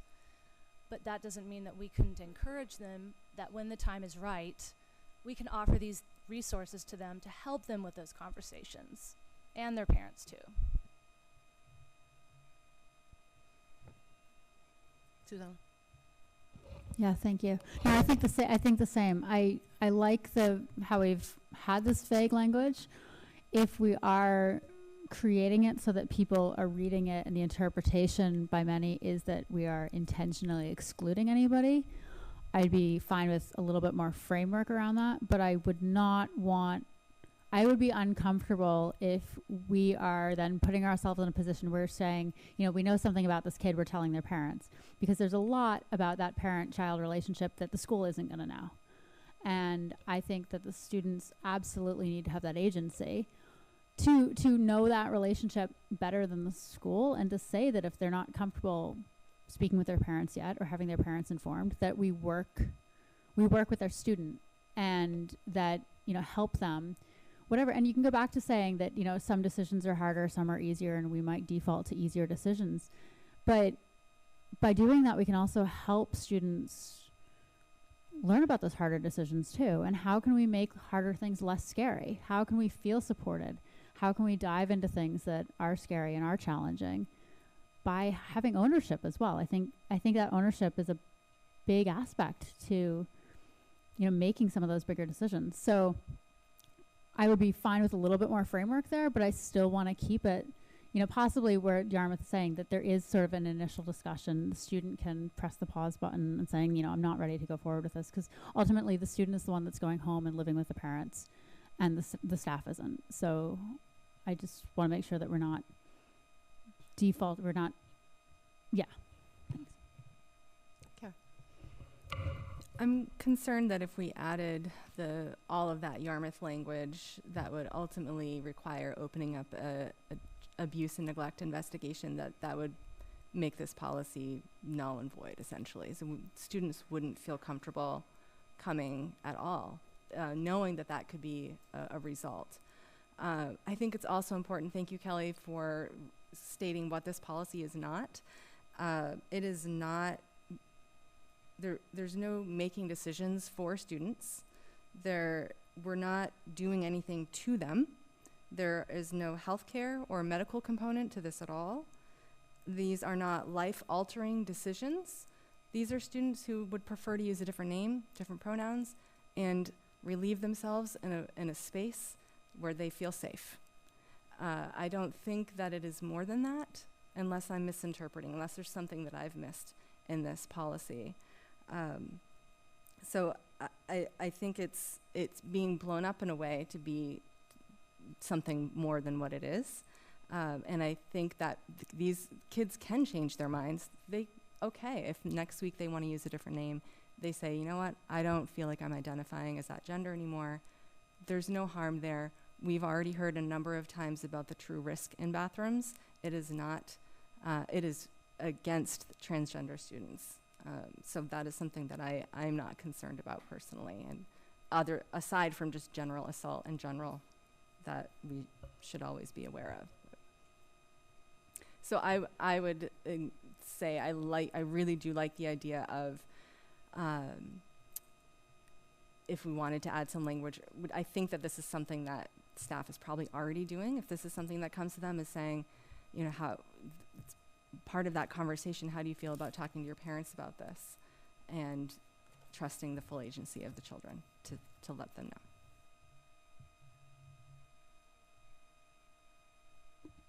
I just wanted to thank everybody for the really thoughtful questions and remarks. I think I would love to return to the this question of some additional language on that, but I think that it also might be helpful perhaps to ask our superintendent to maybe share a little bit about what these support plans actually look like in practice, because as we have noted, what this policy is codifying is our current practice, is our current procedures.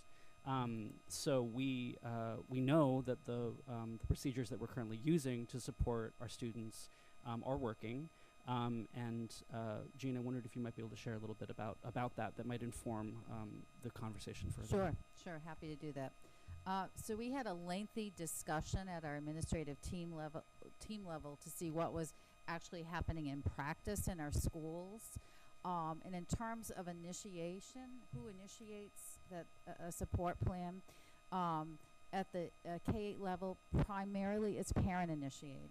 It's a parent coming to an administrator, it's a parent coming to a counselor, and saying that they would like to have some support for their child. At our high school, of our older students, many are student initiated. However, it was shared that most parents are aware, even though they're student initiated. There are some students who are afraid to tell their parents. For other students, their parents know and they're not supportive in that. And there's been some talk like who participates in this sort of staffing meeting. It would be the student, potentially the nurse, the guidance counselor, social worker, teachers, administration, and the parent. And what the plan looks like, it's really individualized for the need of the student. Our teams listen to the parent, they listen to the students, and parents will often guide the discussion when our staff asks, like, how can we be more supportive? Our schools work to involve the parent if the parent is not initially involved at the request of the student. So sometimes those plans contain bathroom usage. Which bathroom are you most comfortable using? For some kids, it's names and pronouns, and it was shared that for our high school kids, they care about their names the most. That's the most important thing to them. For example, when you have a substitute teacher, you want to make sure that you're called by your preferred name. And that plan is communicated to staff as well. I'll also share as part of a plan in our own policy that the board has drafted, sort of what's that interface with if a student has an IEP or a 504 plan. Students certainly have protection as a transgender student, but they also have protections as a student with a disability. And so a plan may have certain accommodations. For example, if we want to make sure if through a student's disability communication is difficult, we want to make sure that we're using a method that's optimal to them. If a student has social work in their IEP, that might also be connected to this plan. So that's what the plan is. And I will say it is not the things that, it's not medical, it's not devices, it's none of that.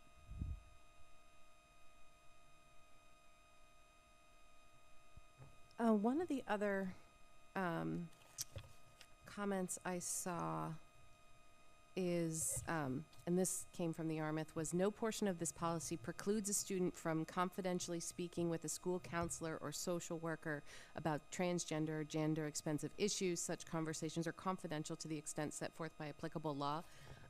I like having that in there because I think it sort of separates what the plan is trying to address in terms of a support plan, right?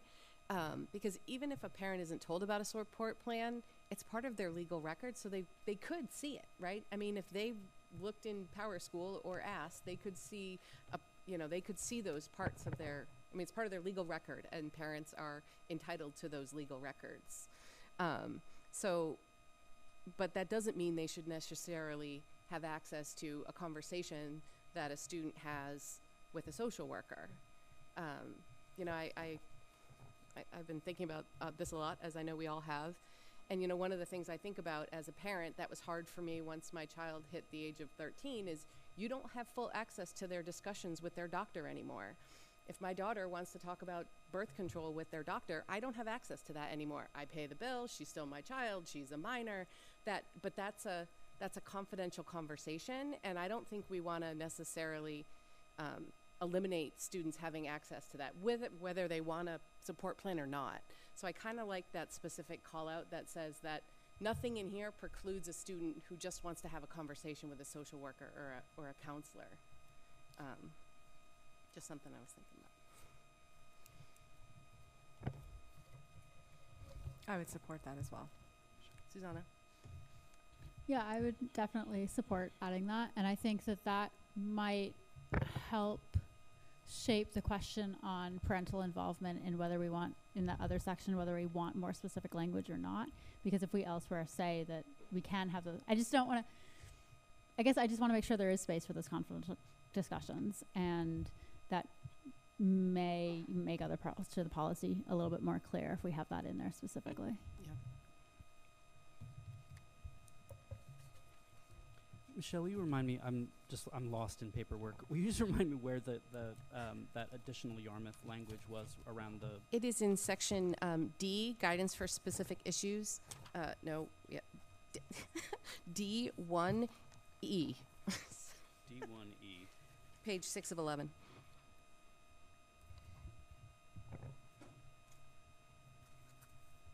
Yeah. Yeah. I mean, I think conversation should continue. I think I suppose I could at this point say sort of gather some of the thoughts that I'm hearing, and I suppose sort of give them back to you to sort of see where we're at on those, and then continue to explore other aspects.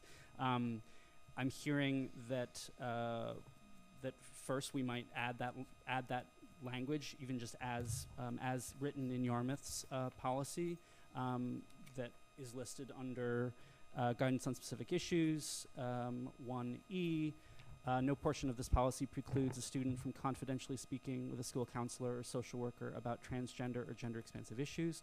Such conversations are confidential to the extent set forth in applicable law. So one proposal might be to add that to our policy. Another is to look at the possibility of adding, I believe it would be Yarmouth's paragraph C3, or adjusting RC3 to, do you want me to read that? Well, I mean, there's also the RSU21 that's. There also is the RSU21 language as well. The goal right? to I really support liked the communication. Yeah, the RSU21 language also was quite good. But I think that I agree that the language on stopping or pausing the process, I think that's some good language. So,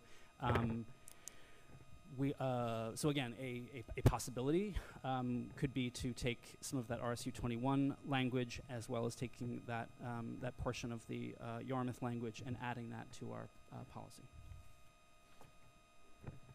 So it was for RSU21, it was C3 for your notes. It was in there. C3 or D3? D? D3. No. Is it D? No, No, it's C.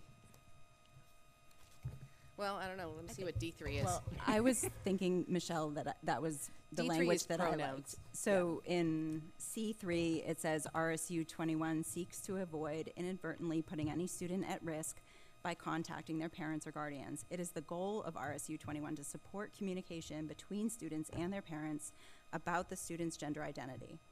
RSU 21 will offer support to the parents and guardians and students as needed. The student will be notified by the administrator prior to contacting their parents or guardians, and the district will offer resources to the student to navigate the involvement of the parent's guardian.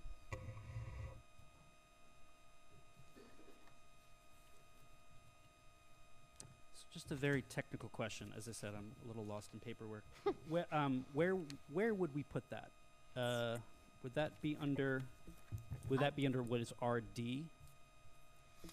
It seems like it could be an addition to D3 at the end of Addition what to you've D3 already or an alternative language for D3. Mm-hmm. So again, I'm saying this to myself as well as everyone else in the world, but also mostly to Cynthia. That the proposal would be to add the language from RSU 21 C3 to our hybridize it with our language for D3 period. And I think Michelle, I think your point around the Yarmouth language of stopping or pausing the process does not prevent the student from continuing to access school support services, including counselors and social workers, I think would be important to add as well. So that would also be added, I think, to that. I think we could just add that also to 3. I don't think, or we could make it, I mean, yeah, I think we would add that to 3.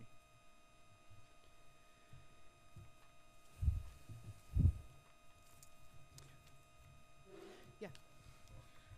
I have a question that I did not send in advance, so I hope that you can answer it. When the policy committee was discussing the medical issue as far as people medical interventions, I realized that we have a policy on medical, medications, as somebody said about the allergy medication. Would any of those sort of medical things regarding the transgender thing, would that fall under the other policy, or did you guys not specifically address that in this policy for a reason? If I understand your question correctly,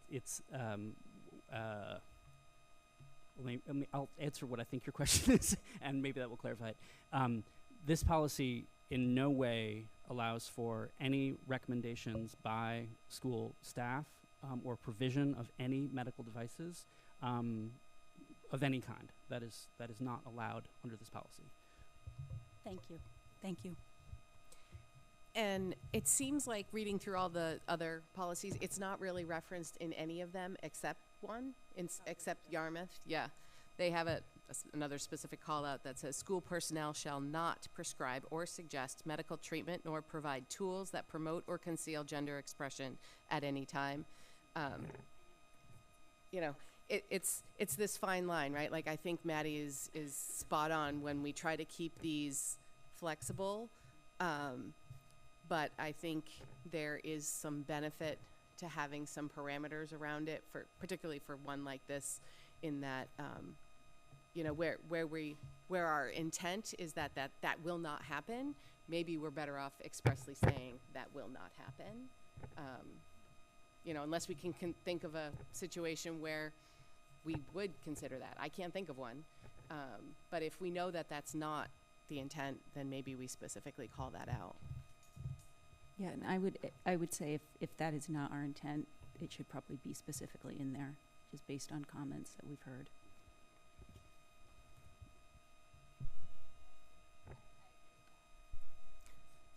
Even without her mic, she agrees. I do have another question, though. Yeah. Can we just pause on that for a moment? Yeah. I think because I think that's a really important point. And I think again, I would agree with Maddie's description of our sort of policy responsibilities, both as a committee but also as a board. Many people, including our lawyer, point out to us the importance of being as general as possible to allow for the administration to do its work. However, I think the addition of that language to the policy, the addition of that piece from the Yarmouth policy, which is again D1F. The school personnel shall not prescribe or suggest medical treatment nor provide tools that promote or conceal gender expression at any time. I think that is also a very good proposal for an addition to this policy. Daniel, I didn't mean to cut up but just to kind of gather our thoughts at certain points.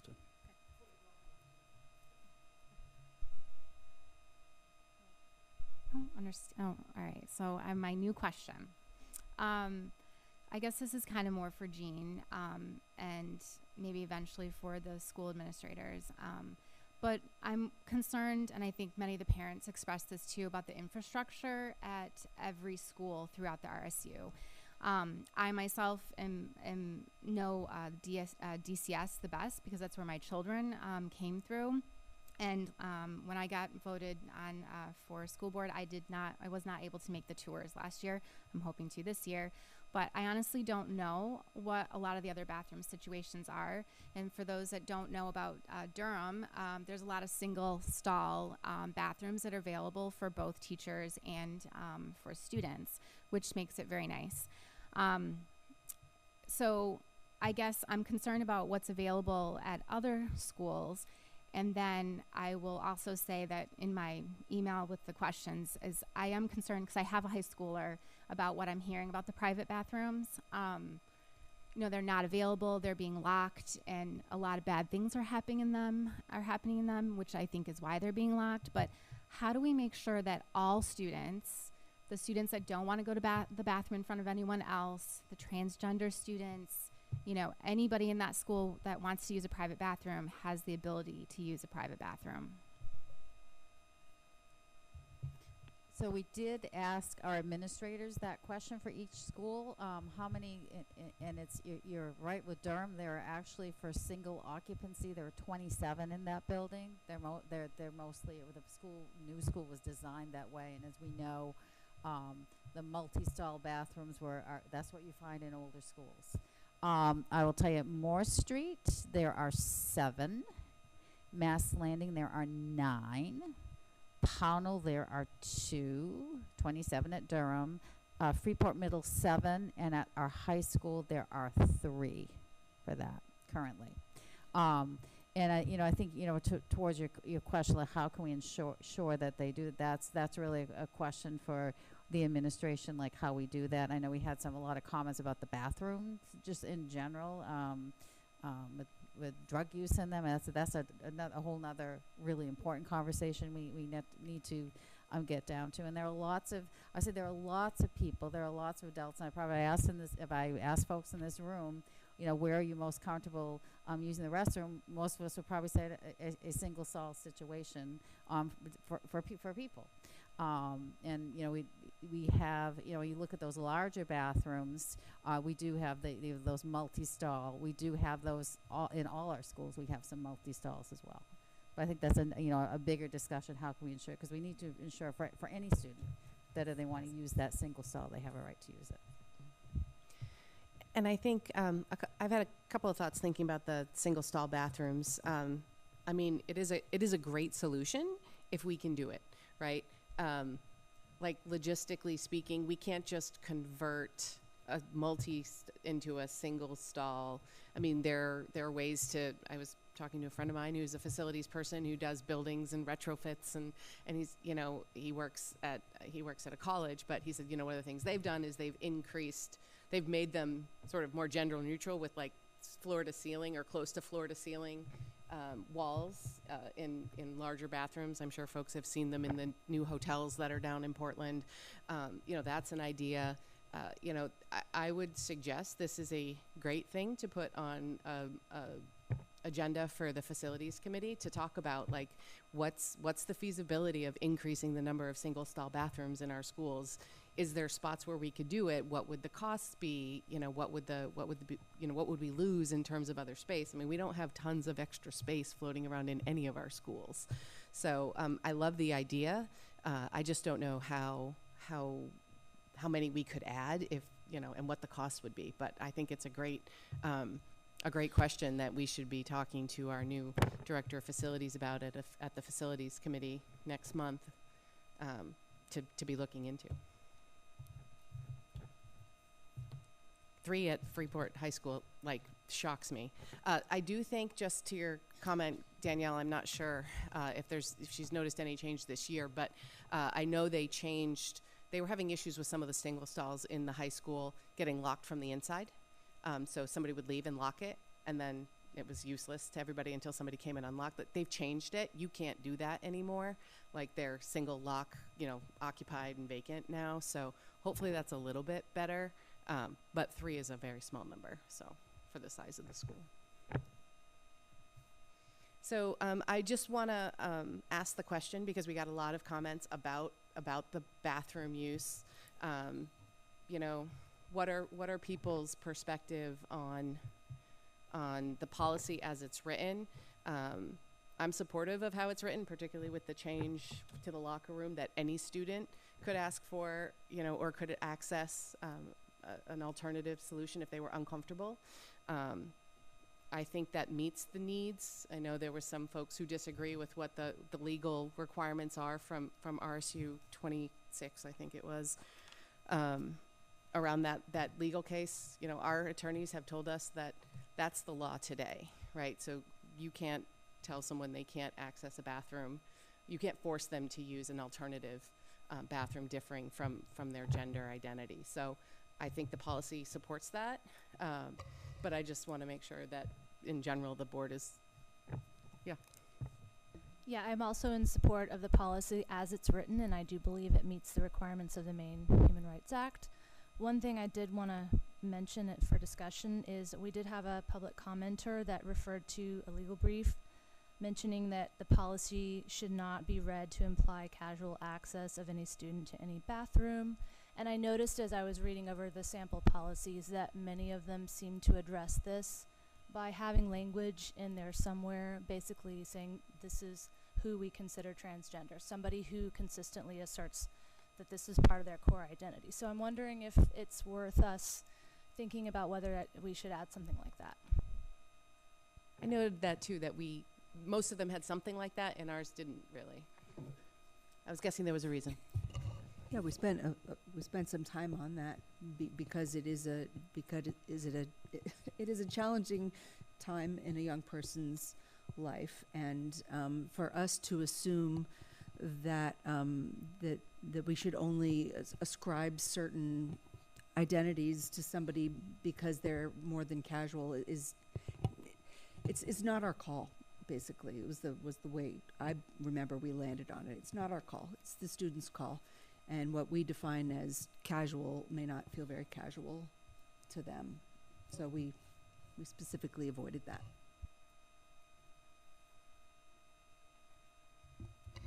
No, I think you said it really good.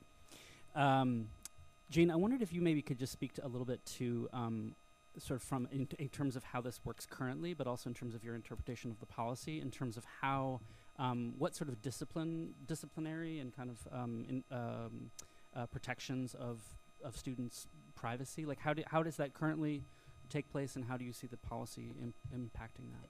Yeah, and I think certainly when we look at this, where any misbehavior, where someone would just casually pop into a restroom, that would be addressed at the building level by the building administration or by a teacher with that, and and I think that there's not this casual going in and out of bathrooms that's occurring now. But it would certainly be addressed using their current procedures that they have in place already in their schools. So I guess the question becomes, how do you prevent that student from going, it's my right in the policy? It says it nowhere says that, I mean, it just says, I mean, it doesn't say that, it doesn't preclude that casual walk. And I think then there'd be a conversation with that student. Does that student need some supports for that? I mean, I guess, Michelle, where are you looking? Because under restrooms, what I see is students are permitted to use the restrooms that most closely match their gender identity. So I think, I don't know why I just turned that off. I think like that, I guess for us as a committee, I think that sentence captures that. And I think that to the point, it's that if the student understands that to be their gender identity, then that is their gender identity. Period and stop.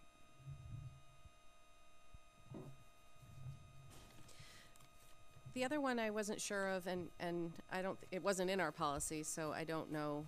Obviously, I don't know what the attorney's take on it was, but it was in Portland's.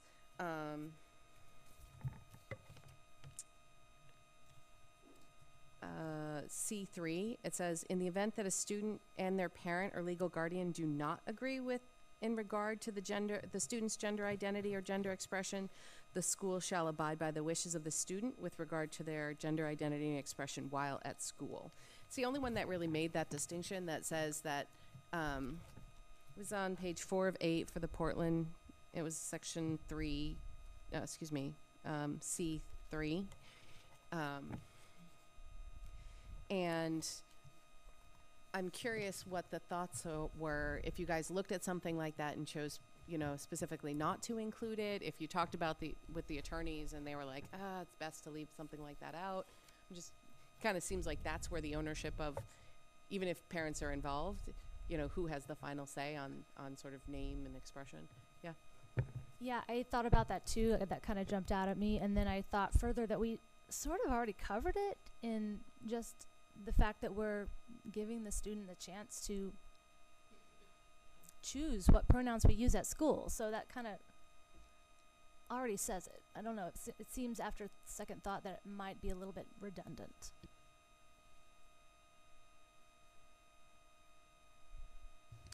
I think that yes, I would agree with that. I think it would be I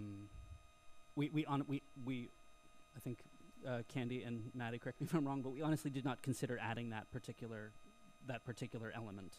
I think because we felt that it was addressed by that we are trusting the students to initiate the plan and for them to determine that need, and then the plan, if it goes forward, sort of unfolds from there, so yeah, we honestly just did not consider including that. Okay. piece of I was just text.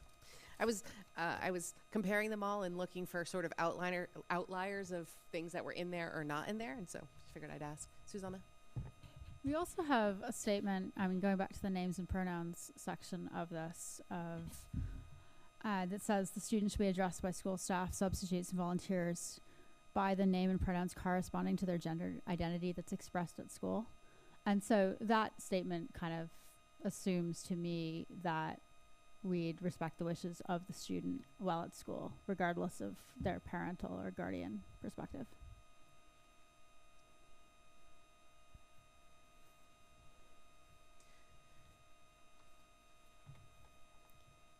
So does this section 2 in our policy, the paragraph that reads, if a student requests a change to their name and or gender in school records without parental approval, the superintendent should be consulted and the matter resolved on a case-by-case basis. Students should be informed that parents and guardians have a right to access all educational records of their child, and this information should be discussed in the development of the student's plan.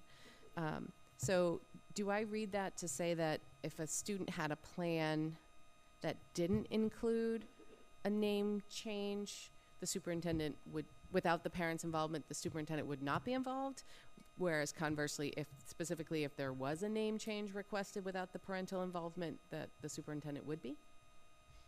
It says specifically in school records, which I assume is why it specifically gets a superintendent involved, since it would potentially be accessible by the parents. Right. But wouldn't any support plan be part of their school record? And any anything that's written is it can be accessible under FERPA by parents. So are these written, or is that up to the needs? In practice, talking with our administrators, they're not. It's not a formal written plan. It's other than if there's a pronoun change, then the pronoun would be, or a name change would be on the preferred fields in Schoolmaster. It would be there. But in terms of like we look at for restrooms, it wouldn't necessarily be a formal plan about the restroom, written down like an IEP or a 504. Okay. But you don't have to have a plan to use the restroom of what you identify as, right? You don't. Okay. You don't. But some do.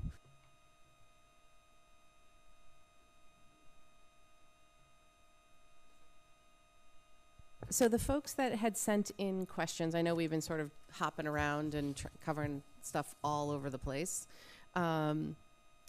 Do folks feel like they have gotten the answers to most of the ones that they had or were looking for? I think maybe the one we haven't heard from, I know you said you talked with the administrators around the single stall bathrooms and how it's working. Just for purposes of transparency, were the administrators supportive of the policy? In practice, they're already doing this. Okay, so nothing that's in this policy really veers away from what they're currently doing for students. Their current practice. And I think I want to get about the parental involvement piece. I mean, that is part of when we're working with, if there are students, and it usually would be high school level, if there are students that have not had those conversations with their parents, that is the goal, so that they do have those conversations with their parents.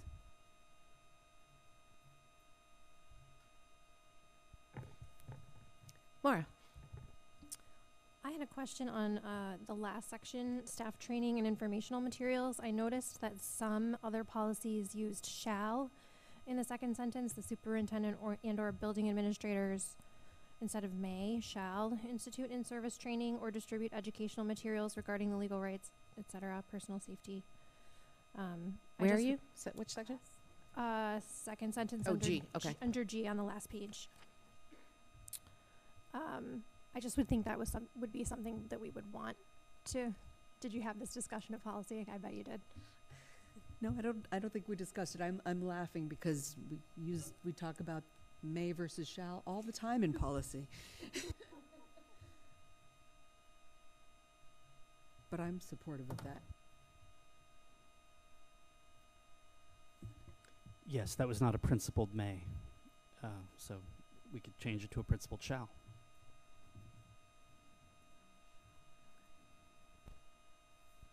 Because it also provides some flexibility, because it then goes on to and or distribute educational materials regarding legal rights. And They don't have. Yeah. It doesn't have to be PD. doesn't- right. It would. That's great if it's pursued, but it could be other materials or resources or. Just Mara, since we're with you, just you did ask a very good question. You asked a question: are all the definitions under Section B defined in the Maine Human Rights Act? I noticed they're all italicized. It's true. We did wrestle a little bit with the formatting of that section. Basically, the only 1 and 2, and they're referenced as being defined in the Maine Human Rights Act, and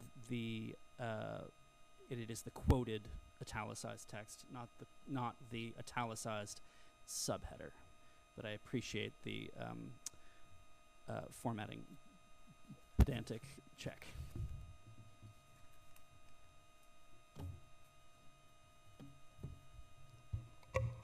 Just while we're on the subject of formatting, I'm just curious about the difference in the fonts and underline on each of the A, B, C, D, E, all of those. Some of them are. Yeah, that's sort of it's above your pay grade. It was just a minor little thing. I know. Yeah, no, I think that's ugly, and that's ugly and should change. Thanks, Beth.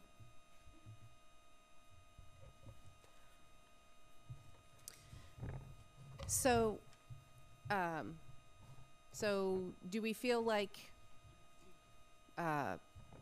with the change to mirror E4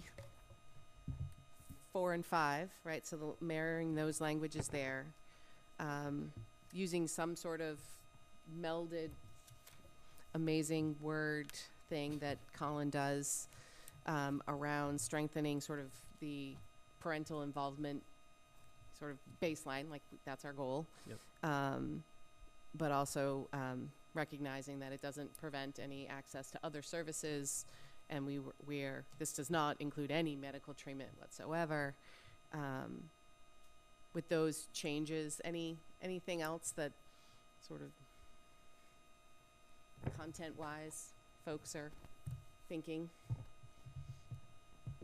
I felt overall that it was a very solid policy and that most of it was pretty well spelled out or intentionally left vague.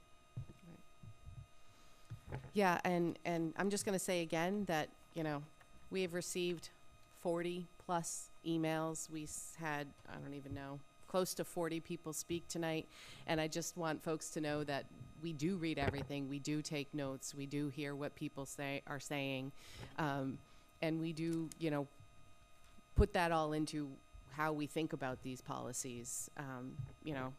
I think Colin said it best at the last meeting, where he said no policy is going to make everyone happy. I think that would be virtually impossible based on the wide variety of comments we've heard.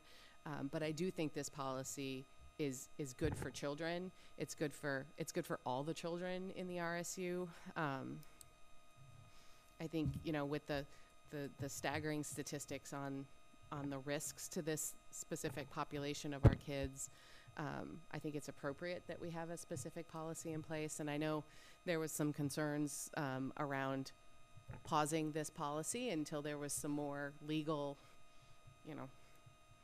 certainty around how that's never going to happen. It's never going to happen in a way that's, definitive. And if it is, then we'll adjust the policy. But not having a policy also puts us at risk.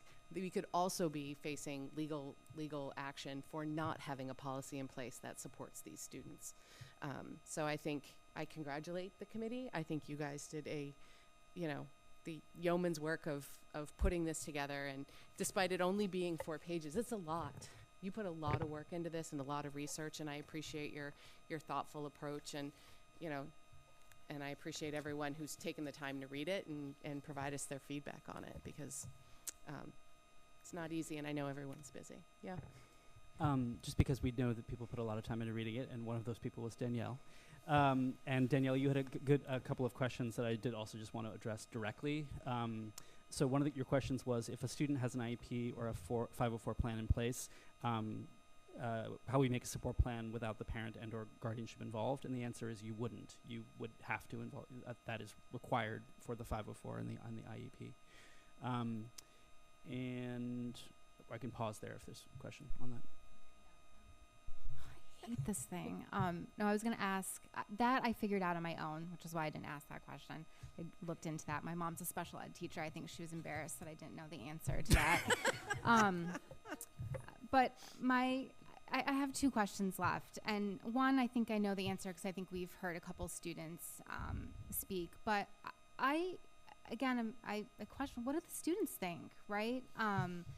What was their involvement on the committee? Were they given some voice that was heard and listened? And are they comfortable with everything the way that it's written and with the 3 bathrooms that are single stalls at the high school?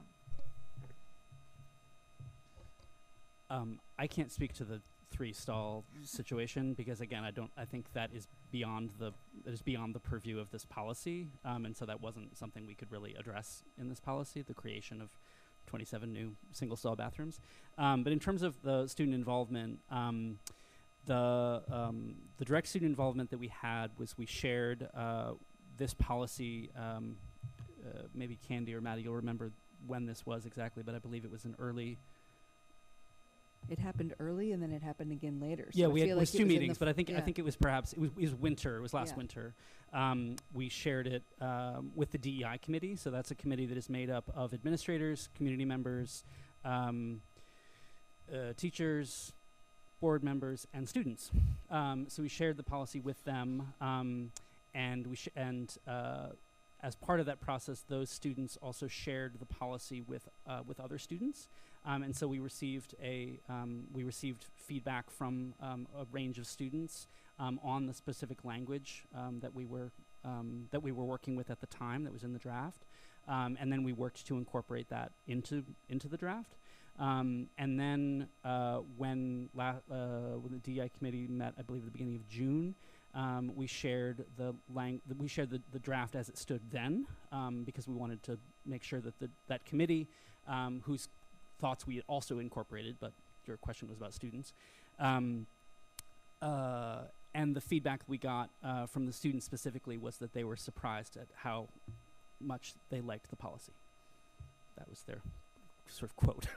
But they're very supportive of the policy. Then my last question was in kind of regards to probably more a Jean about, again, DCS specifically, because, again, that school is very unique in the fact that it goes from pre-K to 8th grade. And, yes, there's a lot of single stall, which we've heard, but there is also some multi-stall bathrooms and locker rooms. But how does the administrators there, deal with the mixing of such large grade differences? Because I think a pre-K student might be a little confused if an older kid is in the bathroom that doesn't match them the way that they would match them. Does that make sense? And Yes. Yeah. I don't know how to state that otherwise. I apologize. I didn't mean to insult anybody. So actually, we followed up with Principal Pidden today about that question, because there are some of those larger multi-stall bathrooms, sort of near the gym area and so forth. And actually, the way that their special schedules work, kids, it's all with their own grade level. So there's not that mix in there. You always think, though, potentially if there's an after-school event, could that happen? It could for sure, but there could, with after-school things, if you have a concert, it could be adults in there too, for that matter. So that during the day, they really don't. There's not an opportunity to mix. Yeah, I was thinking, I was trying to, kind of visualize all the potential scenarios, particularly around the bathrooms, right? And it could be just as confusing if you're a 5-year-old boy and we have a policy that says you have to use the bathroom you're assigned with, and you have a transgender girl who's looks like a girl in the boys' room, like that could be just as confusing and potentially even more so. I do think at Durham they do a good job keeping, they're all on different levels and wings, and like she said, specials and lunches, they're all different. So, and I don't think the younger kids even use the locker rooms. So, looking back, and thinking, yes, I think that's true. And I think I had said that there are probably some middle school girls that I wouldn't want with my kindergartner either. So, so I get it. Just a question, because I think somebody in the community had asked that, and I thought it was important to address that we're at least thinking about that. Yeah, and I think that, Jean, you said that you spoke with Principal Pidden today about that, and I think that is a good ongoing conversation to be having. I think that in the course of having the conversation surrounding this, in terms of that sort of access, I think the general principle that we arrived at was that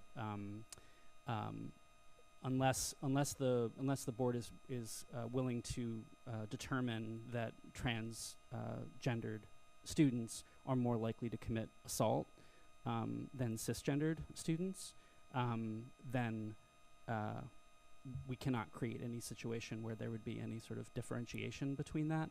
And as a committee, we felt that we could not make that distinction, because for a variety of moral and ethical reasons, but also because there are no statistics to support that whatsoever. And so I think if we want to look at, for example, at DCS, the question of generally the access of younger of kindergartners and eighth graders being in the same space, we should look at that. But again, I think it doesn't have to do with the transgender policy.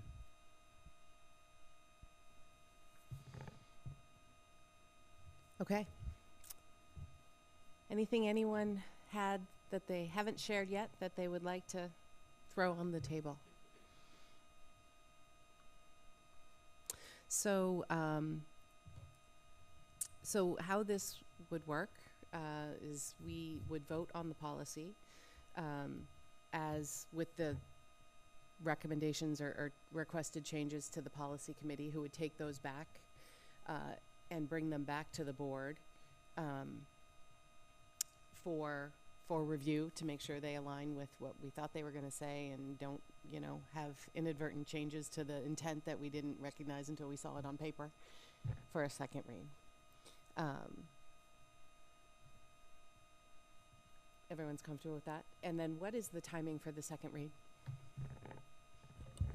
Second meeting in October. Okay, second meeting in October. So a month from now. Okay. And you guys feel like that gives you enough time to... Oh, sorry. I keep looking at Maddie. She's been on policy forever. I'm looking Just at Candy. Stare at Kara. Just look deeply into Kara's soul. I'll just I think shift the this next policy committee meeting's next week. Okay, right, because it's the 6th, right? We saw that. So so you feel like that gives you guys enough time to make those adjustments and come back to the board with the Do you changes? think so, Candy? Yes. Kara? Yes. Then I would say yes. Okay. And Cynthia's nodding too, so. Do we, given we're adding things that could be substantive, is there any thought or plan to run this by council one more time before it's adopted? I think we should and will do that. Okay, great. We Thank will you. not may do it, but we shall do it. We shall do it, yes. Okay. No may, but shall. Okay, great. I appreciate that. All right. Ready for a vote? Great. So we have a motion. We have a second. We have had a lot of discussion. All in favor? Thank you. None opposed. Okay, so we haven't had this issue in a while, but it is 10:24, and we do have a policy that says we will not start a new item on the agenda after 10 p.m. without a vote. I am going to encourage us to table the remaining items, which is the resolutions and the MSMA fall conference information. We'll make sure we get to it at the next meeting because the fall conference is shortly thereafter. Actually, I guess it's probably right after our second meeting in October. So we'll make sure we get to those discussions. Oh, my phone just told me I had to go to bed.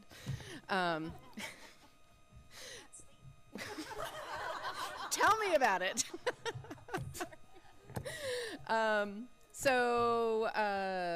Do we need anything else on here? No, we did the teacher. Okay. Well, we consolidated the public comment to the beginning. That's what allowed for all the extra. Yeah. Oh, that's right. You were there. Glad you made it.